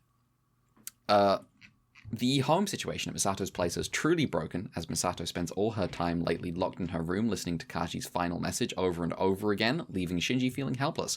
As for Asuka, she's run away to Hikari's house, where she does nothing but play Sega Saturn all day. Hikari's effort... she has Tokyo Becky Memorial. Yeah. Hikari's... hang on, give me 1 second. Oh, fuck, I had this video like 2 seconds ago. Fuck is this? There we go. I have to put all of these in the description, apparently. Yeah, you do. As for Asuka, she's run away to Hikari's house where she does nothing but play Sega Saturn all day. Hikari's efforts to console her also prove fruitless. And Ritsuko finds out from her grandma that her cat died. So it's a bit of a rough time for everyone. Of course, Gendo is summoned by Seele to answer for losing the lands of Longinus, and they are not convinced by his explanation that it was necessary to kill the angel. While it's clear that Seele's patience with Gendo's conduct is running out, Gendo is saved from this meeting by an angel appearance. However, the possibility of Gendo betraying them is openly considered by Chairman Keel. The angel in question is a weird double helix halo that has trouble figuring out, leaving Nerve unsure how to respond. When Ray is ordered to stand back and observe, the angel suddenly takes on a rope-like appearance and pierces Unit Zero's body, beginning to merge with it. What could they have meant by this? Unit 2 is launching to aid her, but Asuka's sync level is so low that the Ava can't even move and is pulled back. Meanwhile, Ray can sense something inside Unit 0 with her and realizes it's not the me inside the Ava. She mentally converses with what she understands to be the angel, who has presented itself as another version of her that wants to become one with her. The two proclaim that the other is experiencing the feeling of loneliness, leading Ray to wake up in the real world in surprise at her own tears. Gendo suddenly lifts the restriction on Unit 1 and has Shinji launched to save Ray, which Asuka curses was not done for her. When the angel begins to attack him as well, Ray wonders if the angel is reflecting her own feelings of wanting to become one with Shinji. She decides to act against this and uses Unit 0's AT field to pull the angel into itself. Misato orders her to eject, but Ray insists she has to stay to maintain the AT field as she activates Unit 0's self-destruct mechanism. In her last moments, Ray sees a glimpse of Gendo's smile before Unit 0 explodes, taking the angel and much of Tokyo 3 with it. Misato orders a rescue team to be sent out, though Ritsuko doubts they'll find anything. Ritsuko herself goes with an investigation team to the impact site, where they find Ray's charred remains inside her entry plug. Ritsuko orders their findings to be classified as they retrieve the plug and dispose of everything else. Meanwhile, Seele celebrates the coming of their promised time with the defeat of the penultimate angel. However, given the loss of the Lance and Unit 0, they conclude Gendo is no longer trustworthy and want to find someone close to him to inform them of his plans. At home, Shinji veges out in response to Ray's death. He tells Misato that despite his grief, he can't bring himself to cry. Misato attempts to take his hand in an effort to comfort him, but Shinji pulls away and snaps at her. Misato then wonders to herself if Shinji fears intimacy as she reflects on both of their states of loneliness. Not long after, Misato gets a call that somehow Ray has returned. The dead speak. However, when Shinji goes to meet her at the hospital and express thanks for saving him, she, who considers herself the third one, has no recollection of this. For that matter, she has no recollection of the sentimentality behind the glasses in her apartment and is confused by her own tears despite seeing them for the first time. Back at Nerve, Fuyutsuki warns Gendo that Rei's apparent survival will almost certainly be called into question by Seele. Gendo claims it should all be Gucci, though, because he offered them something else instead. Ritsuko, who is at that moment being interrogated by Seele whilst naked for some reason. Ritsuko maintains her resolve despite the humiliation, which earns her the Seele members' praise, but ultimately feels betrayed when they reveal Gendo sent her to avoid having them interrogate Rei instead. She's just like her mother. She's in competition with the child. Eventually, Ritsuko is released as Seele finds her talents still useful to their ends. Seele continues to discuss the nearing completion of the mass production Avas, as well as their intentions to destroy Tokyo 3 in pursuit of their plans. Later that evening, Ritsuko summons Shinji to show him something in the lowest depths of Nerve. Meeting them there is Misato with a gun, who decided to lock in and acquired the necessary Meeting them there is Misato with a gun, who decided to lock in and acquire the necessary password to progress further from Kaji's capsule. The three of them ride a Tron elevator down to Gehern's old facilities, where they see another version of Rei's room, as well as the prototype Ava graveyard. Finally, Ritsuko shows them the secret of the dummy system, a giant tank full of empty Rei clones. She goes on to explain that both the Avas and the Reis are artificial humans born out of copying Adam, but that they lack a soul of their own and need one embedded in them. Expressing her hatred of these dolls, Ritsuko presses a button to destroy the Reis, to Misato's horror. She breaks down as she laments that, much like her mother, Gendo ultimately valued these fake humans over her, and asks Misato to kill her. Misato refuses, but thinks to herself about how everyone involved with the Avas keeps getting fucked up. Shinji is also still here and is presumably also fucked up by all of this. The end. Yep. Yeah. Yeah. Rip. Yeah. Rip to Rei 2. I don't know, how long did Rei 2 last? Rei 1 died in, like, the episode with the paper arms guy? No, Rei 1 was killed by... Yeah, Rei 1 was the child who got strangled. Oh, sorry. Rei 2. Hang on. Did Rei 2 survive the N2 Rei 2 is somehow. Yeah, yeah. She's like, damn, how did I survive? Yeah. Ah. I kind of figured she died in that. I think she did too. She died for real this time. Well, remember, it's a non-nuclear real. bomb, which means that it ain't shit in this universe. You know? I see. I understand. They're for slowing things down. Yeah. Okay, well, caveat. Oh, okay, hang on. You know what? This means that there is a fundamental difference between Evangelion and Ultraman. Because in Ultraman, the missiles are virtuous and work.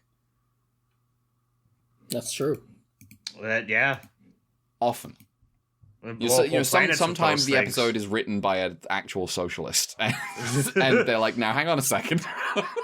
Maybe we shouldn't blow up planets. That seems evil. Can you imagine if one of the Ava units got that fucking key? Let me tell you. Holy shit. Oh my god. Ava Unit 1 about to use all of Tokyo's power to blow up the age-old Ultra Father Locks, and actually, hold on, guys. You don't need all that. So, I really like Rei's death scene a lot. However, caveat, like there is with everything in this show, I do remember on a revisit as an adult thinking, the way the angel starts to infest her body feels a lot more like sexually charged, and I do think they are kind of trying to... I think they are also doing that, especially when they show like penetrate on like the text screen, the technobabble, like it's very clearly... And, right. And the way they're also just doing like become one with, which has its own connotations. Yeah, and I remember it getting kind of skeevy with them showing the impact it's having on her body in a way that I'm like, oh, they're making this of a pair with the last episode in a way that I do not care for. Yeah. That and like the Risco stuff has me like, I don't know about this. The Risco stuff is really egregious to me. Here's the thing about the Ray thing is, it's sort of doing it like immediately after you've already done this. Yes. With Asuka, Twice in a row. It does feel like you're ticking off boxes. It feels like, well, now, yeah, we've done Asuka. Now we need to do Ray. It's like, well, okay. I do the part of the this is where Thanatos plays like Banger, the full version. by the way. Yeah, incredible song. Homage to Ideon. The Be Invoked soundtrack. There's a track that's just the first half of Thanatos. Yeah, that makes sense. By the way, a certain someone's estate apparently didn't want the Ideon OST used for a Super Robot Wars DLC, so they maybe had to invent some new Ideon songs. Lol, Lamau. Man, even in death. Even in death. What an asshole. Wait, who's the fucking asshole? Who's the guy who did that? Koichi Sugiyama. Sugiyama, who's the really guy. nationalist right-wing. Yeah, hated gay people. I just didn't know he also did the Ideon soundtrack. Yeah. Hey, listen, banger. Great soundtrack. Big ups. One of my favorites, tragically. I also love many of the Dragon Quest soundtracks, but yeah, fuck that guy. What was I? Oh yeah, I really like Ray's little final moment here of her doubling down on, no, I can be replaced, but like, thanks for, I can't remember exactly what she says to Shinji, but like, there's like a warmth there of her being like, this is the best thing to do to get the mission accomplished, but like, thanks for at least caring, sort of thing that I've always really reacted to and felt like, damn, like I really love the dynamic between these two. Yeah, though I don't think she actually managed to actually convey that to Shinji directly, but you know. Oh, is it just more things she's thinking? I can't remember. It's been too long. Okay. Well, that's the Ava thing. Ava TV at least. Characters be thinking things and not telling each other. The Ray tank and all of them just like breaking apart at the end and getting all fizzy has always stuck with me. Yeah. Just freaky. Good sci-fi shit.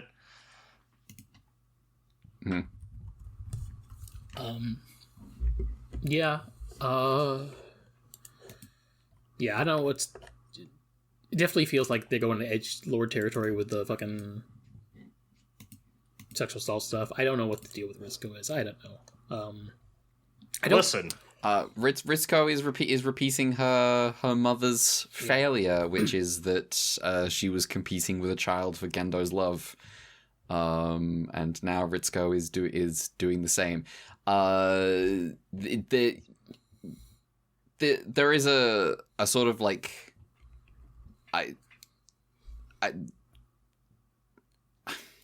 I want to like Ritsuko. I like Ritsuko, kind of. I want to like Ritsuko way more than I necessarily do. Yeah. I did have a thought when watching some of the episodes, like, maybe, unfortunately, Ritsuko might be the closest to punished Ide we actually have in real life. Man. I have always thought the naked interrogation is one of the more egregious. I forgot this happened until it happened. And two, I don't know why they did this. Like... It's sort of it's like we have like such a direct comparison with like they were interrogating Fuyutsuki and he's not hanging out. He ain't hanging out, you know. He also did that. They also did that with Masato early in the show too. Yeah, and so it's just like it's like this very. I just feel like in the last like few episodes of this show, they really they really hone in on this one thing and they keep doing it for like all the women in the show, and it's like, okay. Yeah. And it's just sort of like comes out of nowhere. It like doesn't make sense. It's like, why are they doing this when they haven't did this before? Is it, did them say, hey, do this? Or are they just like in the mood for it? What does it serve? What is the point, other than just like some kind of shock value of like, oh, it's like, Yeah. I just don't understand what it adds, other than like, well, I guess it also gives the Risco motivation to like kill all the Rays, I guess, but And it's not like we needed any more signifiers or identifiers of like, oh, these are bad people, like we get it. Like it's just like needlessly like an added element of cruelty for a scene that otherwise could have been fairly normal, frankly. Yeah, and it's not like they feel like it also just seems like out of character for like what they're interested in. They don't seem like they're that interested in like that kind of stuff, truthfully. The thing they want to do is to hammer home the way that this is like subjecting her to interrogation by Seele is like a betrayal by Gendo. Yeah. And as like a shorthand for doing this, they have this is their shorthand for doing that. Is like how I kind of reason out where this comes from. I think it's stupid, but yeah. Yeah, because like Gendo could have sent her to be interrogated, but that doesn't imply all the other stuff happens. Yeah, because we have the direct comparison with Misato has been interrogated by Seele, Fuyutsuki has been interrogated by Seele. It's not like a traumatizing experience for them, and so they have to find some way to kind of differentiate. I think their choice is kind of lazy and speaks to how they clearly keep what the subject matter that they are clearly keen on prioritizing right now. Yeah, like it just doesn't make sense for them to be doing this. Why did they do this? I also just really more broadly, I don't even really think I get much out of like, oh, Ritsuko needs to like have the same struggle as her mother did in regards to Gendo. Like I think that rhyming is just like, honestly, just kind of dumb. It's not certain. Like, I don't think it makes her more interesting. It wasn't enough that she had baggage of like, oh, I'm a scientist who lives in my mom's shadow. Like, you had to add the like, for some reason, we both had an affair with the same wife guy.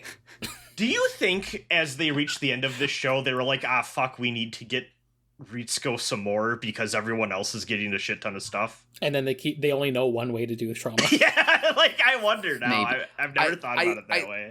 I do think we're talking about Evangelion. This is a show about having like a weird relationship with your parent and kind of resembling them in ways that aren't comfortable. Yes. To you. But does the entire cast need to do that? You know what I mean? Like, I think that's Evangelion. Evangelion is I mean, you can say no, but from the perspective of Evangelion, yes. Wait till you find out because it's everyone. I mean, Fuyutsuki's into Gendo's wife.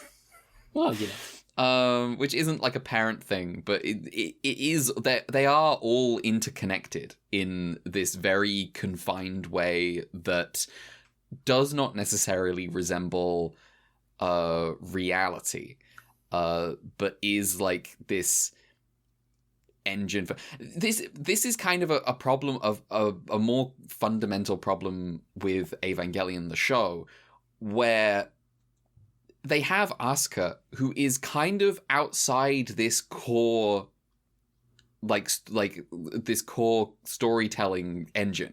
Yeah. And therefore they have concluded that she is extraneous to the show. While also giving her the same baggage as everyone else. While also giving her the same baggage as everyone else. But Anno quotes about being like, oh, she's a comic relief character. And I mean, she's an incredibly important character in this cast. She's just not connected to the one thing that everyone else is connected to, and so they have this, and so they have to try to find stuff to do with her. And it's like this is just the perspective of the people making the show. Is just like the everyone being connected to these one or two core ideas is Evangelion. Maybe she'll get more connected in a fourth rebuild film of some sort. Maybe she will. I don't know. I haven't seen it.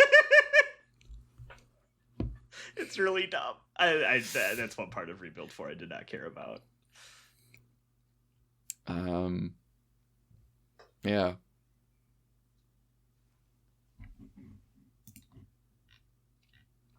Mel, what else is going on in this episode? I do enjoy that you have Asuka, not Asuka, she's just feeling sad, sleeping in Hikari's bed, while Hikari's like, I think you're valuable, Asuka, and Asuka cries. Yeah. But we have Masato, who's just like depressed in her room all day listening to the thing, and then she's like, she has the Arthur Grant moment of like, no, wait, I should do something. Hang on. Wait a second, I'm ghosted. And then she like opens... I'm Misato. What the fuck am I doing? She opens up the capsule and is like, the truth. And that's when she shows up with a gun when Risco can't open the door. It's like, nah, you need my key to open the door. Yeah, moron. You get like this is a non like substantial scene change, but like some of the designs in the director's cut compared to like what happens in the show is funny. Like it really is just like a fucking Tron elevator that in the director's cut they just replaced with a normal one. Like unfortunately I'm using like the Evo Wiki really thumbnail for ants as comparison, but okay, this is what I got. This is wild. Okay, this is like fucking Madoka. Yeah. It's like night and day. What? Don't do this. Come on.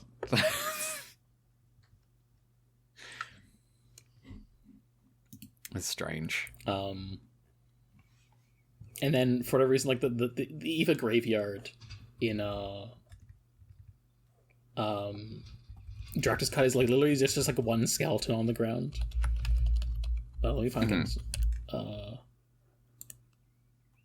And then meanwhile, the one in the director's cut is like this fucking tree of Sephiroth with like 100 Eva skeletons. And it's like, okay. Yeah, I remember this. Yeah. Oh, I love this shot. Honestly, God, this album art goes fucking crazy. Yeah. It's just like, I don't know. It's a little silly. Yeah. But it's also fun. Less egregious than fucking replacing the Tron elevator. Yeah. I love how throughout the entirety of the show, it feels like there is no end to how many basements and subchambers this place has. Like, there's always something more fucked up. It's great. I love it so much. It's funny, like Briscoe in the scene is like, you watched your mom disappear into the ether in this place, and Shinji's like, what the fuck? And I was like, what the fuck? Don't say that. But Briscoe's just on one. I'm imagining someone doing relevant to recent events. I'm imagining nerve speedrunning. I knew you were going there. Now that's a way to get shot. That is a way to get shot. Yeah, or see some shit that you want to unsee. If they catch you, to get put in the Eva. Tom Cruise, why are you at Nerve? Tom Cruise is on a crucifix in like a basement in. No, Tom Cruise. Gendo just has the little Tom Cruise in the box. Oh, okay. Yeah, we secured that's right. him. And he's like, I'm the Top Gun. I'm Maverick. Famous Tom Cruise quotes. Yep, I'm the Top Gun. That's how he won that court case in A Few Good Men.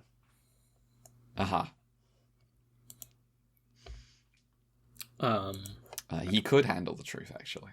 Yeah. Also, Gendo has a real asshole moment here where like they're like, should we even send Asuka as backup? I don't think she has enough sync rate. And he's like, yes, because she'll at least be useful as a decoy. And it's like, well, okay.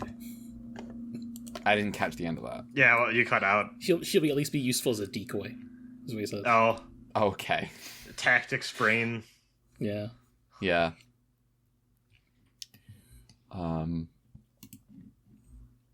Well, that's how you win. You use quote unquote tactics, and suddenly you're invincible. Yes.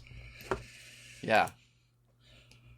I was downloading ready for a month from a couple months from now, whatever it is, until IBO.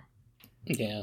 And I watched the first couple episodes of IBO, and I was like, oh, the main characters are doing tactics. Yeah. the main characters are doing real fucked up tactics. It's good shit. I love that show. Are doing tactics, and then when characters react like, how dare you do tactics and stuff, the characters respond with, you attacked us, we're the child soldiers. I love Mikazuki getting mad at the guy that comes for the one-on-one duel. And he's like, you've already killed. You're not an honorable guy. When he stood there like, so I won. What do I get? You didn't say I got anything. That really pissed me off. Oh, Lieutenant Crank. Lieutenant Crank. Crank Zent. What a name. She crank on my Zent. Shut the fuck up. What's that fucking mobile suit called? What's the Zaku of the fucking of IBO? What's it called? Oh fuck. I can't remember. It starts with a G, I want to say. Let's see.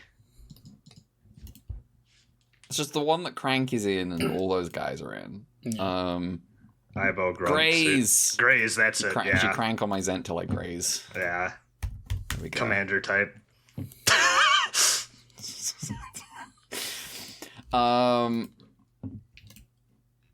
Anything else about this episode?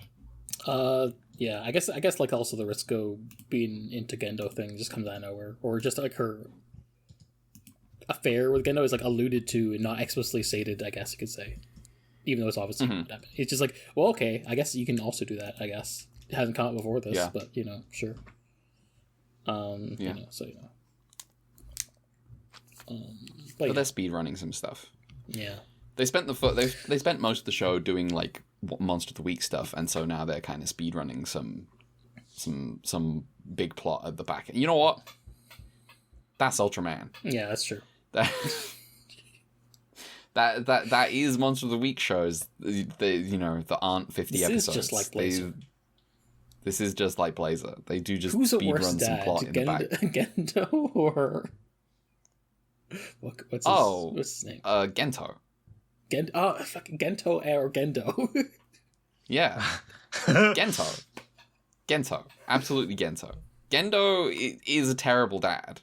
Now, don't get me wrong. Gendo would just like dad. Probably be like, Gendo would just be like, yeah, I'm having an affair with an alien. Deal with it.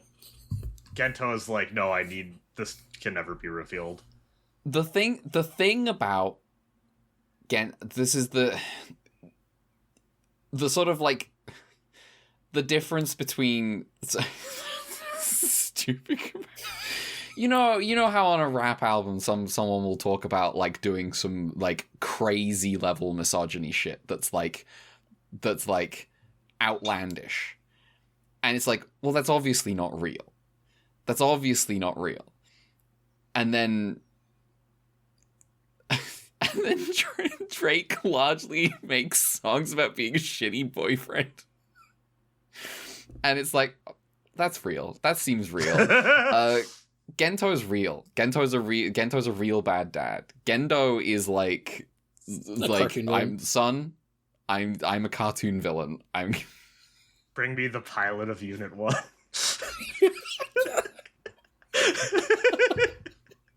Ever since you brought that up, I've been thinking about it all the time. It's really good. Wait, what's going on? The part where Gendo's like, "Bring me the pilot of Unit 1," and doesn't just say yes. like, "Get my son in here." What a guy! I do find it funny, like when Gendo's getting chewed out, he calls him. He's like, "Fusky, we're in a meeting." Oh shit, an angel. Well, I guess we'll see it later. This is a cool angel again. Yeah. It's like one of those parasite worms, which I think is a neat idea. Yeah. Yeah. I guess I can just skip trivia? to the trivia. Oh. Yeah, go for it. The directors Shuichi Masuo and Ken Endo is assistant director. Writers Hiroshi Yamaguchi and Ano. Storyboard is Kazuya Suramaki and Ano. This angel, I can't confirm another angel with this name, but this again, it seems to be another angel born out with a Mobius strip concept. The director's cut extends the fight scene by a lot. Like, for one thing, when the angel, like, after Rei starts crying, the angel causes a giant weird flesh tower to burst out of Unit 0. Then there's when Unit 1 comes into the battle, it actually does get a little bit of fight where, like, the angel does try to penetrate and merge with Unit 1, which doesn't happen in the original broadcast, because Rei basically blows herself up right away.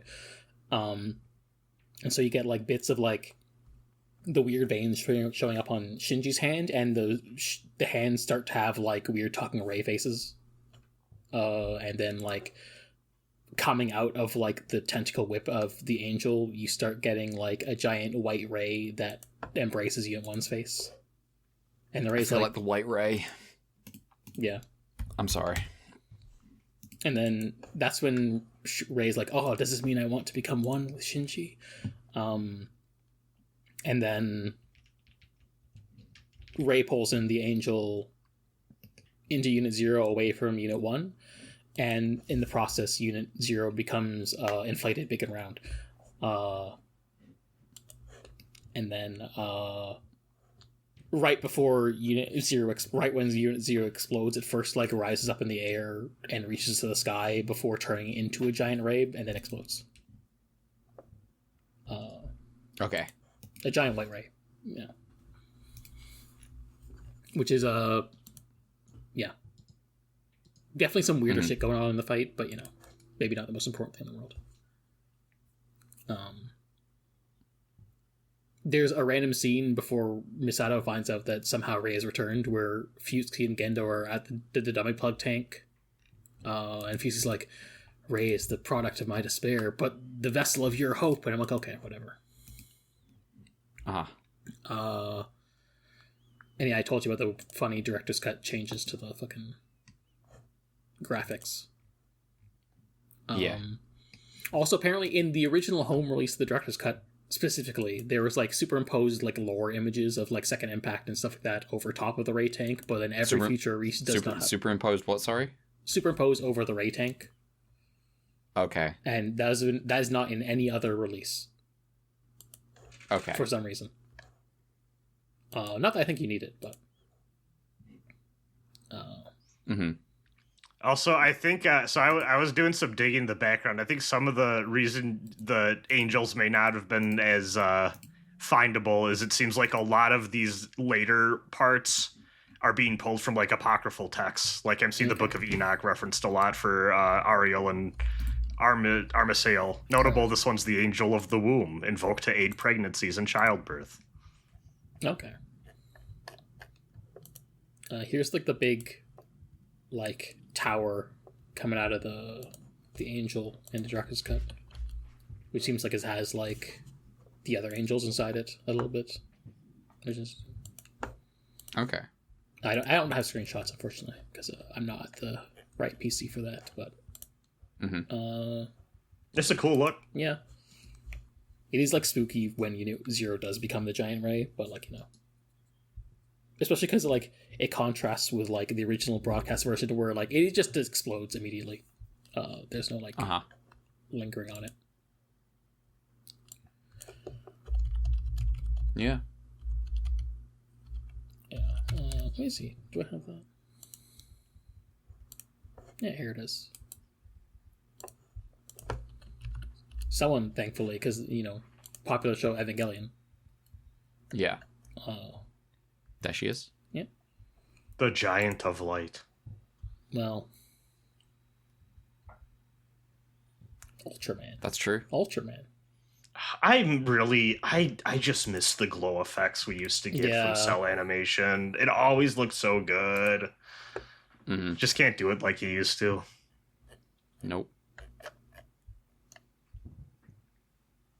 Oh yeah, I forgot to mention there was the implication. Oh yeah, there's the bit this episode where like Masato like takes Shinji's hand and is like, is she trying to like start something with a child? Maybe, maybe not. It's a bit weird. Unclear to what degree it's like just trying to like be supportive versus like, oh, you're trying to do, you know, something you shouldn't be doing. I see. Because of like Kaji being dead and all that stuff, but yeah. And then she's like, Pen, come over here. And Pen just also lying on the ground. Is like, well, no, Pen's ignoring me too. Yeah.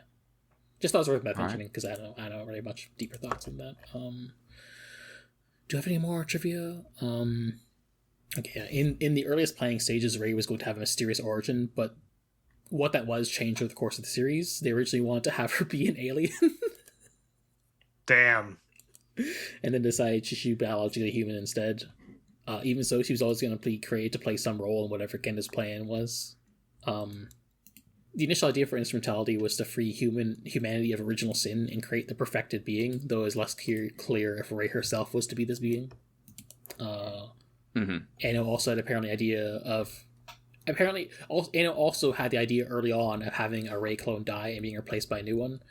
Apparently, he was inspired, of all things, by Return of Ultraman, because he would cite how every episode Hideki Go would get a deeper bond with his team, and then, quote, the next week things began from a position of estrangement again.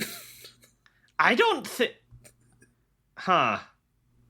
Sure. So I guess. Rei as like the literalization of things can't change in a Monster of the Week show. Yeah, like how I'm trying to remember if we commented on how basically no one trusted Go at all throughout the show. Like the character didn't change, but I don't remember to what degree we talked about that. It's been a while. I mean, it's been a bit.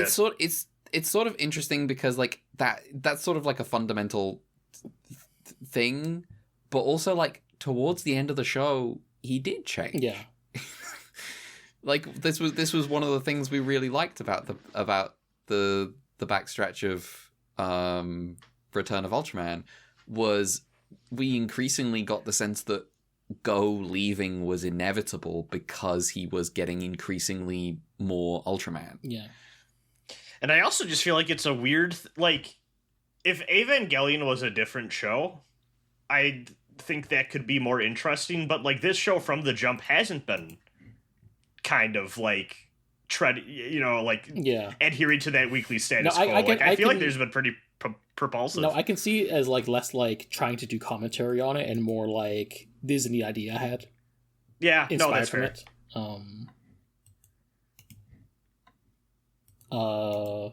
It is just funny that it comes from this weird spot in Return of Ultraman. I'm not gonna lie, the more we talk about Evangelion and the more I learn about like what specifically in Ultraman is inspiring Evangelion, the more I feel like I get confused rather than clarified a little bit of like I think you made that up. Like I mean, what I mean in terms of like what they're saying. That is the thing to talk about where it's like some of this stuff I mentioned this episode feels like it's in contradiction to stuff I've said earlier. And but also there is also like a I don't know. You could have like a very like we have definitely honed in on some like we have some very idiosyncratic like things that we have pulled from watching Ultraman that like no one else no one else has, and so like I could I know having his own weird things that he rotates in his head are like it makes sense to me. I don't necessarily agree with like I've seen how like his fucking list of like what episodes of Ultraman you should watch, and I'm like some of these this is like an odd list of like Showa Ultraman.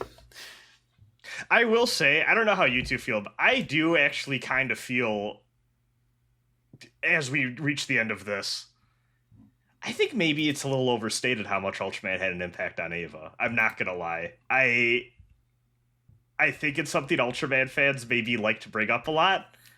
Or people who like to dig on Anno. Yeah. I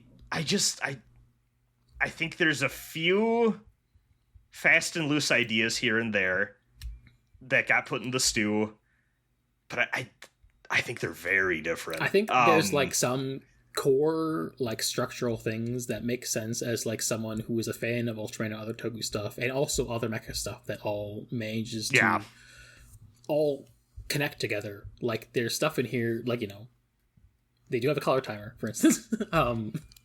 I think, yeah, I just think this is a bit like saying I don't see the Gundam influence in Evangelion. Yeah. Like, they're very different.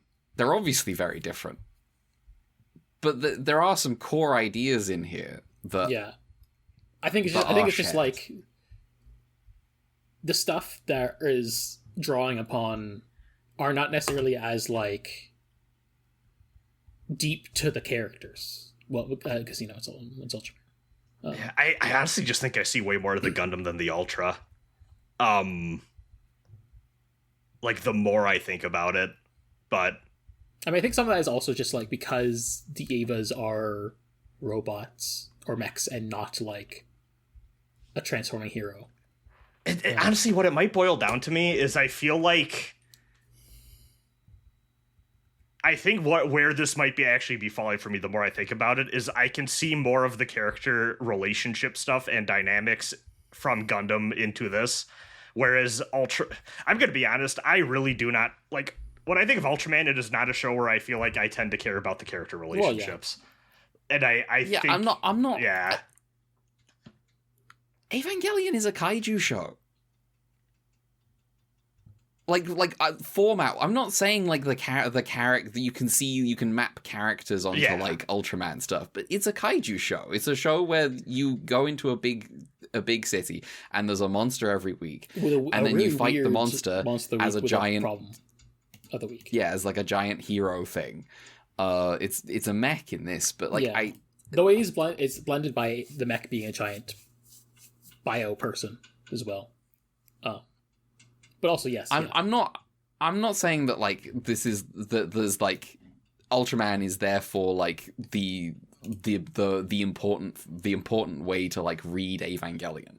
I don't think you necessarily need to have watched Ultraman to watch Evangelion. No. This is I think it's interesting to see the influence of it in it, and also this was also an excuse more than anything. So.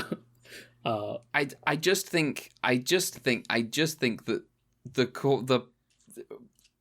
a lot of the format of the show is based on Ultraman and where things go from Ultraman.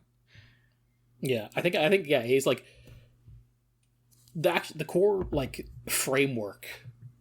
Like, oh, there's kaiju attacking, and we're attacking it with a giant thing in the shape of a man with a timer in a city, and we got like this military organization that's helping to fight the kaiju.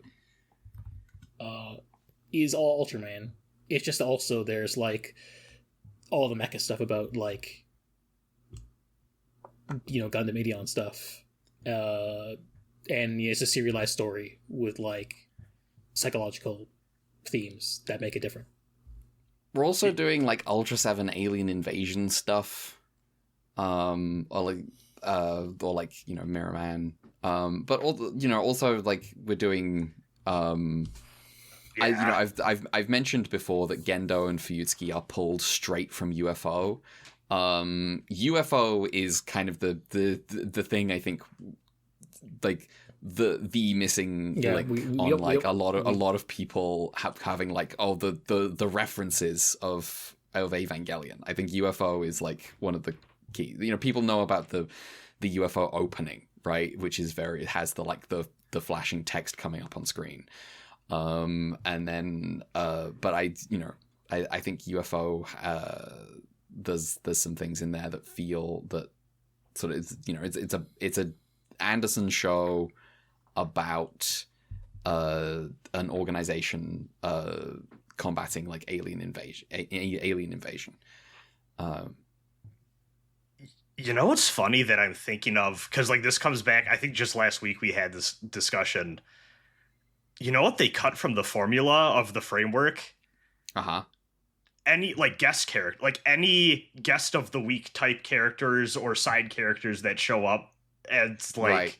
which, like, that goes into what we were discussing with, like, it's a very insular world of, like, that Yes. core network. Yeah. To the point that Asuka feels like the guest character. One of Yes. the most Yeah. important characters in the I think at show. most we had like Jet alone, basically. Yes, that's the closest, maybe. Because you've got the other government guys. Yeah. But then after that, it kind of was like really locked in on like the core cast. Oh, in a weird way. Uh-huh.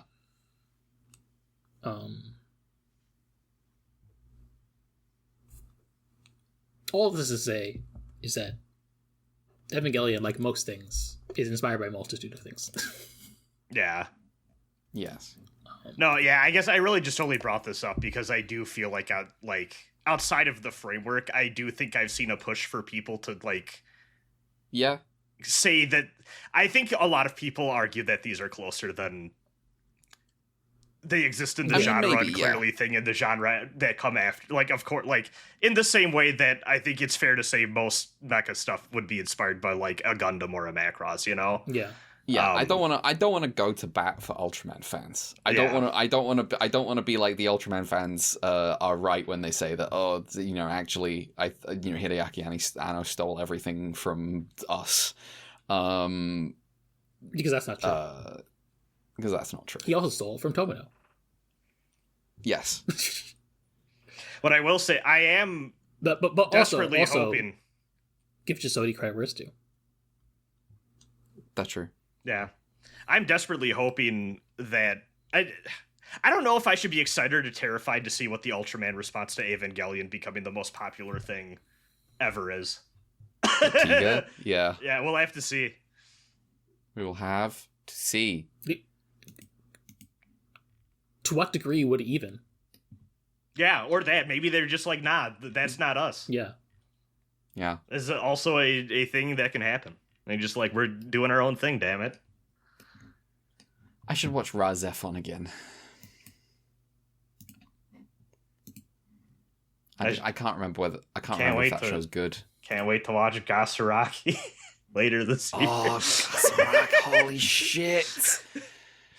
I should watch Gasaraki. Did the Eva clones start coming out immediately? Yeah. Nice. Yeah. I don't think the Gasaraki's not an Eva clone, right? It's a Takahashi thing. It gets, from what I gather, there are late game Eva scenes in that show that felt very egregiously, oh, they're trying to take the style here. I'm looking at a poster. I see it a bit. I see it. I'm just gonna copy. This is the. I see it. Well, yeah. I should watch Gasaraki. The thing I have heard is that apparently it's drawing a lot more from like Eastern beliefs for like a lot of its aesthetic and like the religious type like symbology and stuff too. I think was another one of the big differentiator things. So, I have seen people talk about this in terms of I don't know the specific, but talking about this in terms of like the cost of like they're saying like Gasaraki, a show about the price of rice. Yeah. Well, I'm like, okay, I don't know what that means, but okay. I do know that the crops become a plot point in a way that people really like to make fun of. Oh, super oats. Super oats. Man, Psychopath is so good.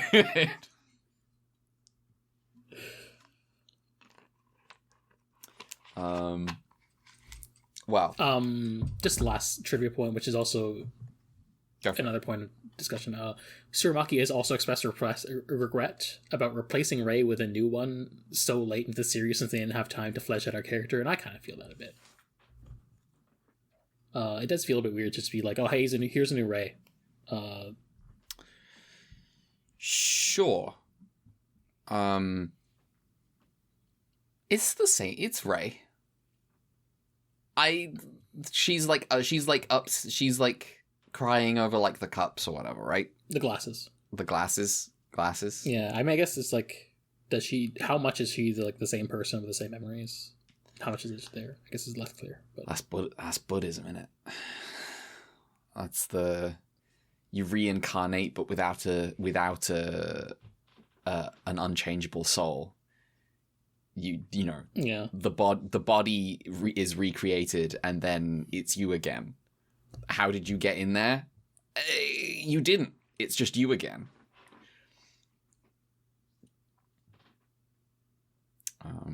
Despite everything, it's still you. Despite everything, it's still you. A metaphor.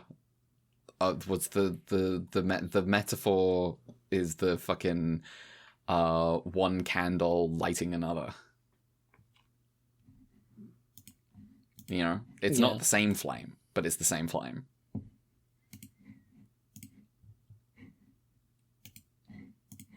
Yeah, I guess that might be Evangelion. Yeah, we'll see next week. New character? Question mark. And also the show ends. Also the show ends. You got any timers? I do. Episode 22, Unit 2 is 5 minutes 26 seconds, or 8 minutes 27 seconds in the director's cut. Unit 0 is 5 minutes 32 seconds, or 8 minutes 45 seconds in the director's cut. Episode 23, Unit 0 is 5 minutes 19 seconds, or 6 minutes 15 seconds in the director's cut. Unit 2 is 2 minutes 24 seconds, or 2 minutes 27 seconds in the director's cut. And Unit 1 is 1 minute 48 seconds, or 2 minutes 43 seconds in the director's cut. Nice. Yep. That's it for Evangelion. Yeah. We'll be back in a minute to talk about anything else.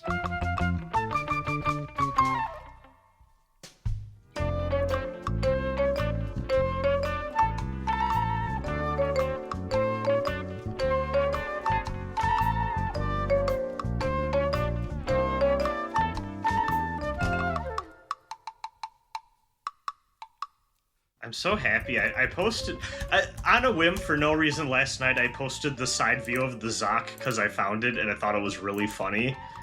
And people love this thing. You seen the side view of the Zoc before? I have not seen the side view of the Zoc before. Imagine your whole town being destroyed and you looked up and you just see this. I'd be mad.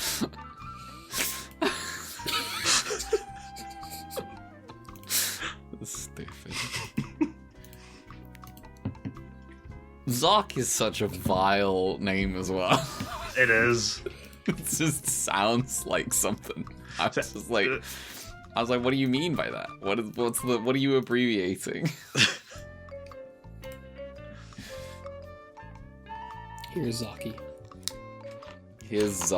Oh no.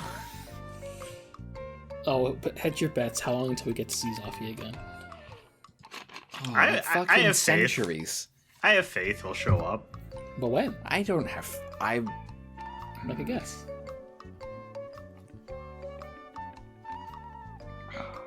Not Tiga. Okay. Maybe not Tiga, Tiga, but the next one I could see. In Dinah? If Tiga, the very end of Tiga, when they do like an Ultraman 1 thing, they like rerun the ending of Ultraman. They bring back 7 Superior. Who just looks exactly like 7. I don't think that guy was real. I think he hallucinated that dude, maybe. Oh, he was his Because he was roommate? going through it, remember? He was like dying or some shit. Because he was so tired. He was trying to tell him a metaphor about magnets and iron filings. Mm-hmm. Yeah. I go back to the land of light, and everyone there is a cat. Yeah. Tara goes back to the land of light and finds that his pet dog's a cat now. His rabid dog is a rabbit cat. Okay. Welcome back. We're here to talk about anything else. Who wants to go? I think you should, because you didn't do it last we time. basically ran out of time of you last time. No, I don't. It's at 2.5 hours. I want. It's 7 p.m. I don't. Okay. If it helps, I barely got anything. So. Okay, let me go. A few weeks ago, Mel and I did a podcast where we mentioned some Shakespeare stuff, and I was like, I haven't actually seen as many Shakespeares as I'd like, and so I was getting on some Shakespeare. I did 3 Shakespeares a few weeks ago. I did Romeo and Juliet, which I'd somehow never read or watched in any somehow, and then Richard II. I also did Hamlet. Richard II, one of the greats, one of the all-time greats. Richard II's so fucking good. There is a BBC like a 2010s or 2020s BBC's like show where they'd made like movies, TV movies of the Henriad. They started with the Henriad that people like.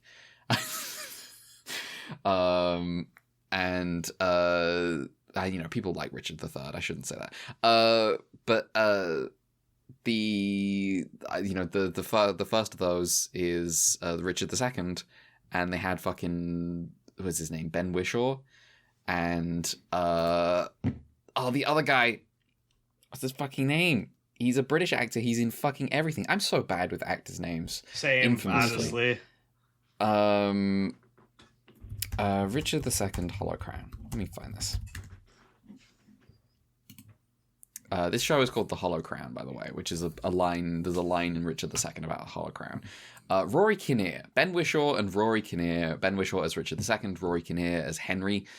And love Rory Kinnear. What a fucking what a guy, classic guy off British TV. And Ben Wishaw's great in it. But Richard II's just a banger. I love that sort of like the sort of clash between like the instincts of like divine right of kings versus like, but he's a fuck up. Like everyone is like, he sucks so much, but like if we betray him, that's like the worst thing ever. It's like we should just be completely loyal to him, and the characters try like finding some loopholes and like moral loopholes and stuff. It's good. I like Richard II a lot. Romeo and Juliet was better than I was expecting, because it's like it's not it is kind of about how, because like people do the thing where they post online about how Juliet's 13 and like Romeo's just kind of like a womanizer, and then you read the play or watch the play and you're like, well, the play knows that. I was sort of encountering this like, oh, this play is about the fact that Juliet's way too young and Romeo was just like madly in love with another woman yesterday, and like I'm like, okay, this is a play about how everyone's going too fast. That's good. I like Romeo and Juliet. I will always have fond memories of first year of high school. We had to read out loud Romeo and Juliet in the class, and we each got assigned different roles. And there was this guy named John who is the most didn't act out in school, but just did not want to be there. Never did fucking anything. And he was Lord Capulet. And I just remember the teacher being really mad and going, John, because he kept like not paying attention or like knowing when to read his part. And then finally getting to the part where she was like, John, it's your line. And then he, with the most bored teenager voice of all time, goes, Bring me my longsword, ho.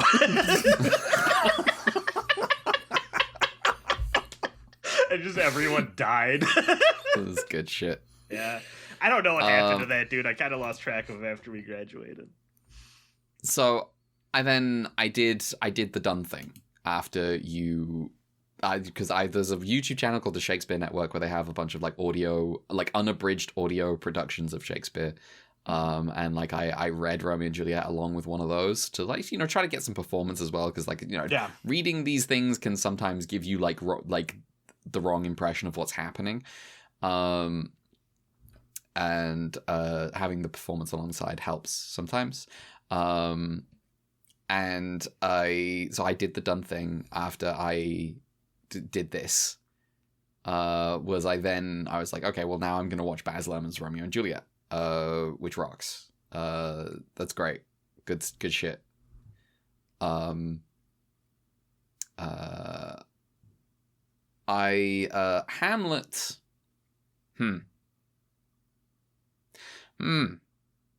I don't know. When it's Hamlet going off, being depressed and being like, and talking about death, I'm like, yeah, I see why people love this play. But then when it's like, I don't know why he's pretending to be mad. I feel like that's been lost somewhere. I don't really, maybe he's trying to do an I Claudius thing, but like, I don't think he is. But I don't see any anyway. I should get to Hamlet at some point. I've also I have no Hamlet experience.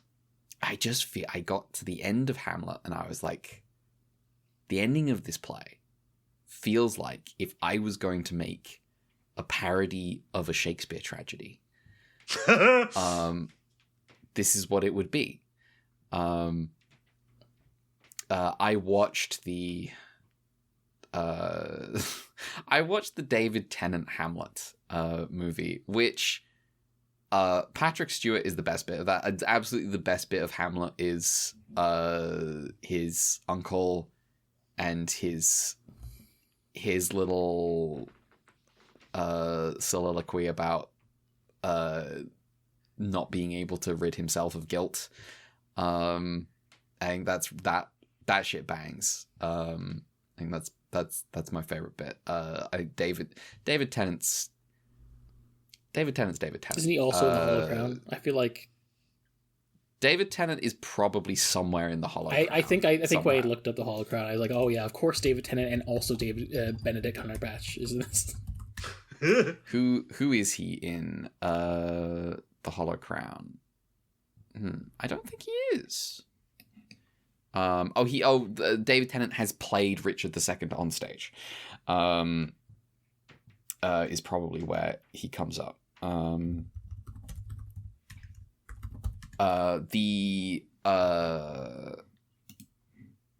yeah, David Tennant's David Tennant. I don't necessarily, I don't have like strong feelings about David Tennant. I'm aware a lot of people love him, and some people maybe think he's kind of annoying and overrated. And I'm like, I don't have any opinion either way about David Tennant. He was fine.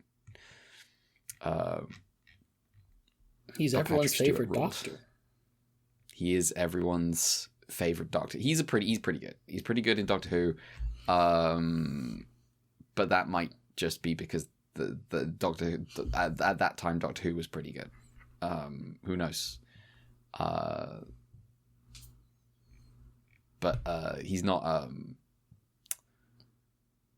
My dad has always. It's weird how often my dad is on the right side of history.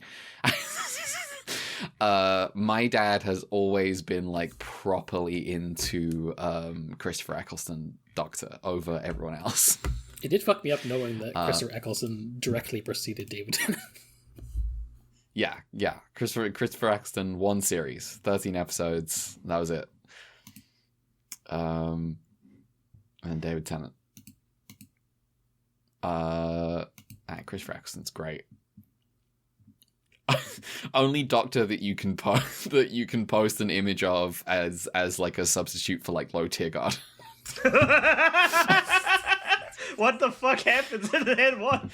There's a lot. It's the episode where he meets a Dalek for the first time after he thinks he's genocided all the Daleks, and the Dalek, he says you should kill yourself to the Dalek. He's talking to the Dalek, and the Dalek's like, he tells the Dalek what happened to all the other Daleks, and tells you have no command. There are no orders coming. There's nothing you're gonna do. And the Dalek's like, well, what should I do? And the Dalek says, kill yourself. You know, it's really funny having grown up, not knowing anything about Doctor Who and hearing Dalek this, Dalek that for years, and then I finally saw it, and I'm like, this is a salt and pepper shaker. Uh-huh. Yeah. It's very funny. I'll find the clip of Christopher Eccleston saying kill yourself at some point, but anyway. Oh, is that the clip where he goes like, "You would make a good one of us" or something? And then yeah, like, you would make a good Dalek. Yeah, then he looks all sad. Yeah, okay, I've seen that clip. Yeah. Okay, I found it great.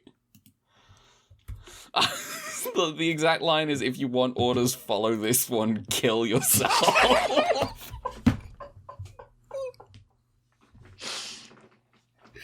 Chris Eccleston's great. Anyway, I've been watching anime, been watching stuff. I started a rewatch of Shirobako on Thursday, and immediately I was like, I think I'll probably recognize more stuff this time, and immediately a car drove past with like a logo on the side of the car that was that looked like this. Let me find this. And I immediately clocked. I was like, GI staff. And I was like, okay, well that's the I and the G from Production IG, and that's the JC staff format for the logo. And I was like, okay, I'm equipped. I'm the target audience now. I get it. You'll now. get the Ideon joke now. I'll get the Ideon joke. I'll get the Ideon joke now. But it's just like, when I first watched Shirobako, I didn't know anything about anything, and so I know Hideaki Anno is in Shirobako at some point. Oh. She goes to go get help from Hideaki Anno, asking him to animate a certain cut, and he's like, well, if I did it, I'd want to do it like this, and does the fucking shit from Nausicaa with the beam, and she's like, I don't. That's not how we want to do it. And he's like, then why are you coming to me? You should. Anyway. One of the things one of the things I remember from that show that I kind of like recognize in hindsight as a thing was like when the one animator girl is like looking for advice, like, I don't know how to draw horses, they're hard, and the old man's like, yeah, they're hard. Yes. There's like at some point, it's like in one of these early first two episodes, someone's like, oh, we could get the old guy to draw it, and he's like, no, we're not gonna make him draw Moe Blob. Shit. He's from a different era. So yeah, I'm watching that, having a good time. I started for real I started playing second chapter of Trails in the Sky. Great game so far, big fan. I know people really like the second one. But the remake's coming out so soon. First one, yeah, it's come out so soon. I remember seeing like a Twitter like trailer for the remake that was like style handshake substance. I was like, okay, I see. Relax. I see. That game threw me for a loop immediately because it asked me if I wanted to like chapter 1 started, and the game was like, okay, Estelle, you're on your, who are you going to hang out with? Do you want to hang out with Agate, or do you want to hang out with Shera, or Scheherazade, who is like, Scheherazade is like fun anime lady, and Agate is like unpleasant man.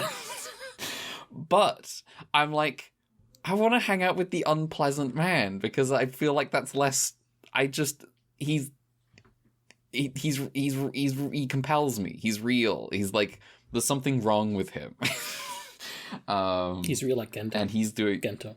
He's like, he's like a weird mirror of like, I don't know.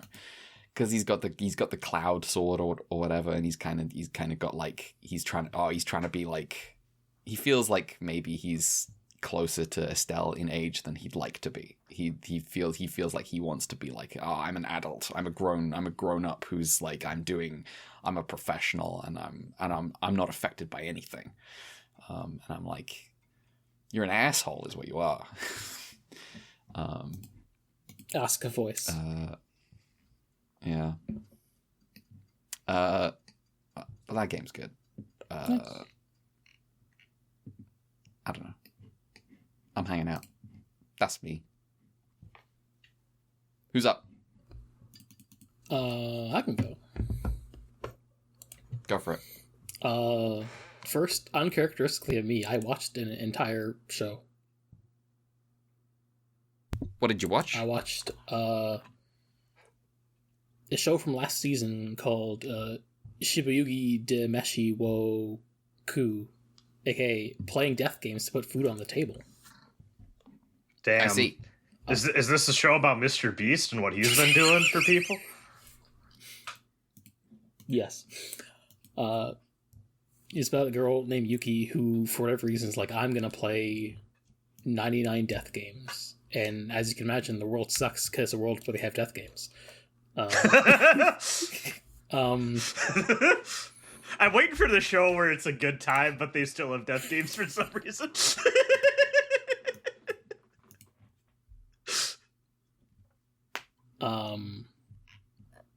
Yeah. It's like a... The first... Does she need to do it to put food on the table, it sounds like, then? It sounds like she started that way, but now she's just doing it for the love of the game, almost. Oh. That's why she wants to get to 99. I see. And yeah, so it's like each arc is a different game, and the first episode is one. The first episode is basically like a 45-minute short movie about this single game. That's sort of like, all right, here's the world, but also is like a self-contained story, and it's pretty good. With some twists and turns. And there's different kinds of games, because like some are like a battle royale, and some are like, get out of this awful building. And it's pretty nifty. There's some interesting stuff going on with like all the girls prior to the every death game has its own branded uniform, the costume. For the fun theming, because for the audience. I see. And to every girl who gets put in the death game gets because only girls they get something called the treat. I see. They get the treatment where your innards kind of turn into like cotton, so like when you get killed it does cotton instead of blood, and like if you lose limbs you can like get it out reattached after and stuff. Does it still hurt? Yeah, and you still die. Wait, so they're like plushies? They're like teddy bears now? Kind of. I bet it goes away after, though. It seems like it has an effect if they keep having the treatment. But does mean that like there's interesting things there of like, oh, they do this to make it so that the people who are the sickos watching the death game, the rich people who are watching the death game, can watch the death game without the gore, even though they can still watch the death game. And also that lets the show be on TV easier. Air. So you, the audience, are also implicated in this. I like how in this dystopian future they also still have like TV standards of like, no, we can't show the gore. It's really good. Yeah, I think it's a fun thing to rotate in their head of just like, oh, like the thematics of that. And there's some good stuff there, like lots of sad girls / sicko girls going through it. Mm-hmm. And it's also like the director was just like on one in terms of stylistically. There's a lot of cool like shots and the way things are done in a way. And there's a lot. It's like despite what you might expect, it's like the pace of the show is like a lot slower than you'd expect. So there's a nice like lingering shots and stuff like that. It's pretty neat aesthetically, and nifty. And I recommend it despite what you might expect otherwise. Is it like a 12, 13 episode? It's 11 episodes, but episode 1 is double length. Oh, that's right. Yeah. It's wild to see how quickly that caught on with like modern shows.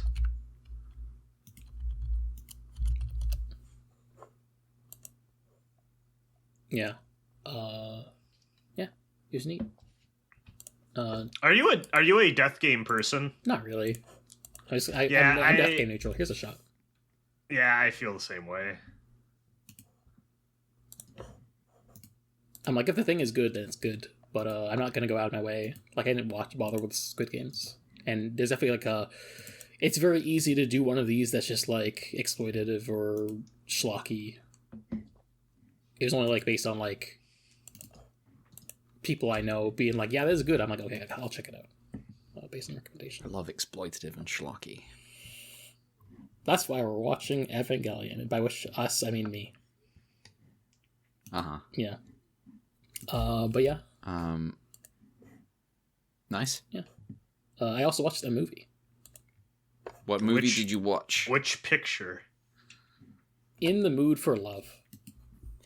Let's go. How was it? It's pretty good. Yeah.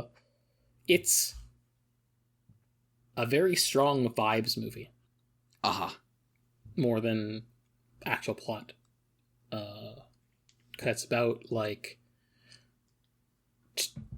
a man and a woman whose spouses cheat on them for each other's spouses, allegedly, and then they just spend time to each other together, having a definitely not affair, very chastely. And there's a lot of like good cinematography and lingering shots and stuff. And it's nifty, and I feel like it's hard to talk about because I feel like it's a thing where I was like, yeah, that was good, but I also feel like people who are cinephiles are better at expressing what makes it good, if that makes sense. Definitely visually very good. The way it like conveys stuff with images and stuff. Tone of the end is good, of course. And I did not pick the green version. He keeps trying to make the movie green. he will make his movies green or die trying. Year of Luigi. Kawami in the movie. He wishes he made The Matrix. The Matrix wasn't even that green at the start. They also made it more green. But like specifically The Matrix after it was turned green. I think I said this when we talked about Blade Runner. I feel like I have like a knee-jerk stop changing the color of your movies. And it's like, I'm sure people do it and make things look better, but every time I am aware of it, it's always for the worse. Brad, here's a comparison piece if I don't read it. Oh, this is gonna blow my brain. No! Why would you do this? Why would you do this? It's It looks like fucking pee wet.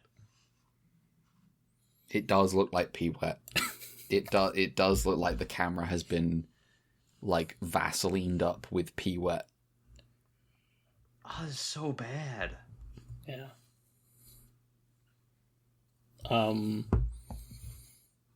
Yeah, I definitely felt like what time scale is things happening, and then I realized, oh, that's intentional. Because there are a few time skips that, like, well, I had to rewind for a bit. Probably should have expected the movie to end the way it did, but you know. Yeah. I like the touch that neither of their spouses get faces.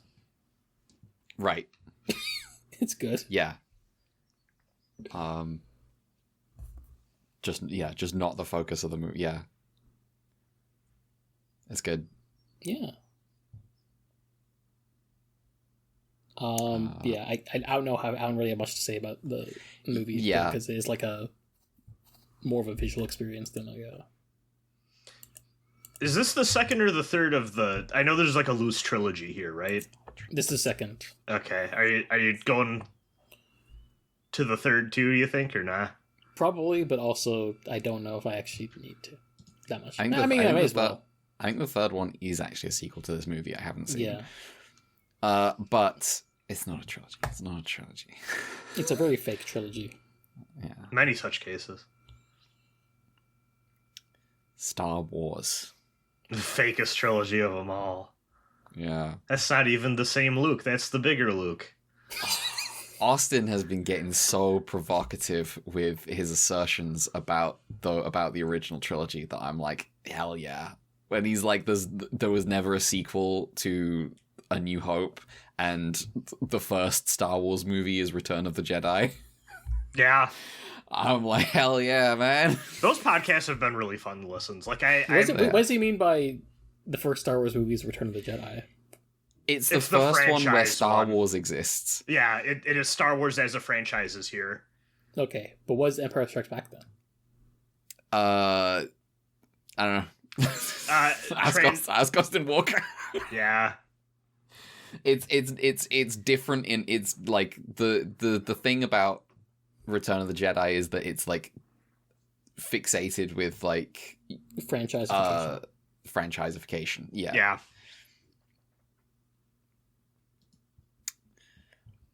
Those have been good pods. I don't regularly keep up with the MCA just because a lot of the time it's covering cartoons I don't watch, but like every time they cover something like, you know, I have interest in, I always listen and have a pretty good time. So you know what's a really funny comparison about AMCA that I've done the thing along with listening to it, and AMCA where I haven't done the thing along with listening to it. I started KOTOR 1 when I was listening along. I was like, oh, yeah, sure, I'll replay KOTOR 1. I did not get off Taris. And then when they started playing KOTOR 2, I immediately played all of KOTOR 2, and then I was like, well, that's that done. They're going to be done in like 8 months. That's because KOTOR 2 is a better game than KOTOR 1. KOTOR 2 is a banger. That's one of the good ones. It is Vsauce in it. Shut up. A thing they definitely did not say. Visa. It's just anyway. No one in the game says her name anyway. Anyway.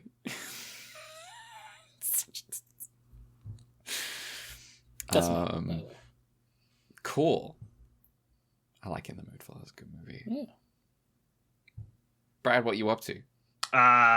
2 pictures. 2 pictures. Yeah, one I realized I didn't talk about last week. Actually, I probably manually trimmed this from my list last week because I was like, hey, we talk about this, whatever. I don't know why, just for whatever reason, I was like, let's rewatch The Hidden Fortress. Because that was on my shelf. I had a sealed Criterion copy I got on a sale sometime forever ago. And I was just like, yeah, let's pop this baby in. That's a pretty nifty movie. Maybe a little long, but, you know. Uh-huh. It's a good movie. There's a bonus feature with George Lucas because famously Hidden Fortress, one of the movies always references, oh, this influenced Star Wars. And you hear George Lucas say, yeah, I like this movie a lot, but really the only part I really took from it is for the droids. And then like the clip ends. Because this movie is about a general, there's a one of the big like Japanese clans gets like basically destroyed. But there's like a surviving like hidden princess in their hidden fortress. And there's a general who is very Obi-Wan-esque. A lot younger, and you know, he is like big action movie star of this movie, but he needs to Is it Toshiro Mifune? Yes, I believe yes it is. Okay. He needs to help this princess get across. Basically there's like it's like a 3 prefecture setup, and they need to get from outside of their occupied homeland where they're like hidden away through friendly or like through the enemy territory, and then cut over to friendly territory where they can like rebuild the clan. And there are these two peasant guys who are like always getting up to no good nonsense, and just like we first are introduced to them getting into trouble. Those peasant guys always getting up to trouble. Yeah, but they're kind of the comedic eyes in duo. And it follows them as they meet up with this guy and agree to help him transport this woman who they don't know is the princess of this really important clan. I believe they think the cover story of that's his daughter, I think is what it's been a few weeks since I watched this again. So they're just going along with it because they're like, well, we'll get like paid. But they're also trying to smuggle the clan's gold, which they've put in this tree, in like this timber, basically inside the trunks of this wood, to smuggle it across the lines as well. And there's, wacky hijinks ensue as they get found out and like get in trouble with enemy soldiers. There's a few different times where the bandit guys are like, well, what if we just left with this gold and then get caught and scolded and like all this stuff. And then the big joke at the end of the movie is they learn that they actually just helped a princess escape, and then she's like, now I'll give you some gold, but you gotta share it. And then they're like, we finally had our big break, and it's a good fun adventure time. I will say, I think it's really funny because the thing that you will always hear is like, oh yeah, like these two guys are basically like where the inspiration from C-3PO and R2-D2 came from. That really leaves out how scumbaggy these guys are. They are lecherous, like honestly feel like the prototype for many anime perverts. And just overall not good dudes. Like all they care about is like, oh, we deserve to have like our big break and get paid and get money. And that, let me tell you, that's not what C-3PO gives a shit about. That's true. There's a really great scene in this movie where there's like a chase that happens because they get discovered, and it's one of those things where it's like, oh, we have to chase down these enemy patrol like horseback men before they get back to the camp, and the whole army's after us. And Mifune ends up crossing paths with the leader of this enemy camp, and like it's clear they have a lot of history going back. And everyone else in attendance is like, oh, hold on, we gotta let these guys duel. Everyone get the fuck back. Let the two men cook. And then they just start fighting in the middle of the camp while all the enemy soldiers just watch like, oh shit, this rules. Great scene. Like Star Wars. Yeah, honestly, yeah. I didn't. Sorry, George. Like Star Wars. Yeah, I didn't think about it, but yeah, it's basically the Death Star duel. Yeah, great movie. Like I said, a little long towards the end. Like it's just kind of like, okay, there's only so many versions of hijinks you can do with this crew before I'm starting to get a little tired of it. The party expands as they get on with the film, but like it's mostly the same core for all the way through. Mm-hmm. There's a little bit of Leia in the princess as well, because they don't want her to be recognized. She pretends to be mute, which does. Like, there's only so much in terms of characterization she gets past a point because of that. Mm-hmm. Like, she's still an active, like, participant in, like, certain elements of the, like, she does have conversations when, like, she can drop the axe safely and that sort of thing. But she does feel a little bit more limited than, say, like, Leia or, feisty princesses that come in future films. But she's good fun. Great movie. The other movie I watched is yesterday, after many scheduling fiascos and people being busy and traveling and such, finally was able to sit down with the Patlabor gang to watch Patlabor 2. Nice. They really liked it. They had a great time. That's a very pretty movie. Yeah. Honestly, also doing we just talked about with the hand cells and the light, that movie got some really pretty like lens flare light like shots and blurs and stuff.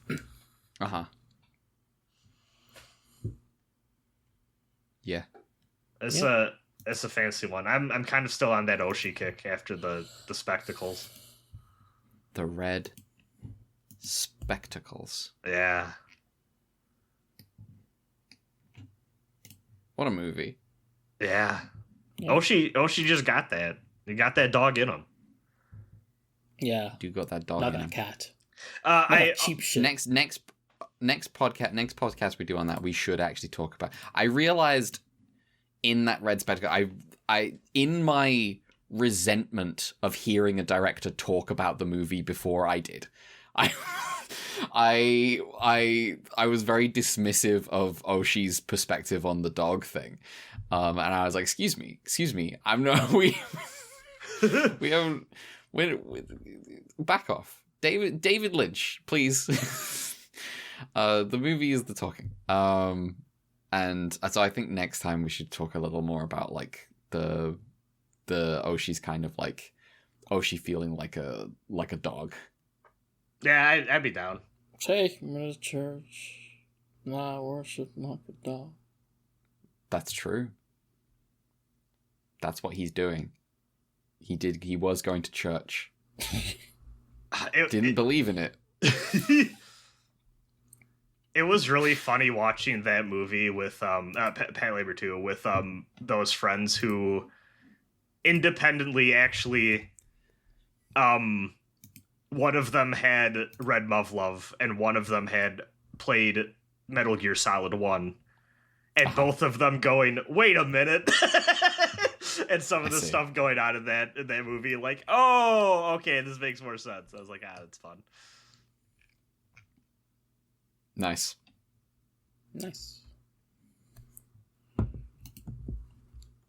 That's me. All right. Do we have any emails? Do we? No. Oh, beautiful. All right. That's going to be the podcast this week. Yeah. Join us next time for the final 3 episodes of Ultraman Kids. The season is over. Yeah, and then we'll I be will make watching this fucking... order. Oh, will you? Yeah. Why not? The Evangelion one? Yeah. Okay, I thought you meant Ultraman Kids. I thought you meant Ultraman Kids, and I was paralyzed by fear. Don't do that. I ain't doing that. Don't do that.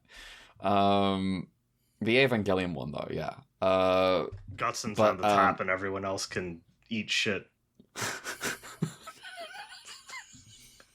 That's true. If you want to follow us online, you can do so at UltraQUEUE on Blue Sky. We are also at Ultra_QUEUE on Twitter. I'm on Blue Sky. I'm at Red November. That's my plugs. Mel. You can send an email to ultraqpod@gmail.com, and we have a coffee, UltraQ Fund. Brad. You can find me at BInvoke, that's BEINVOKED on Blue Sky. Very nice. We're done. Goodbye, everybody. Yippee. Yippee-i-a. You an angel. Yippee-i-o. Fucking. Goodbye, everybody. Later. 星を巡る旅はいつまで続くのか心細い夜は空を見るよ月は夢を映す銀色のスクリーンパパとママの笑顔僕を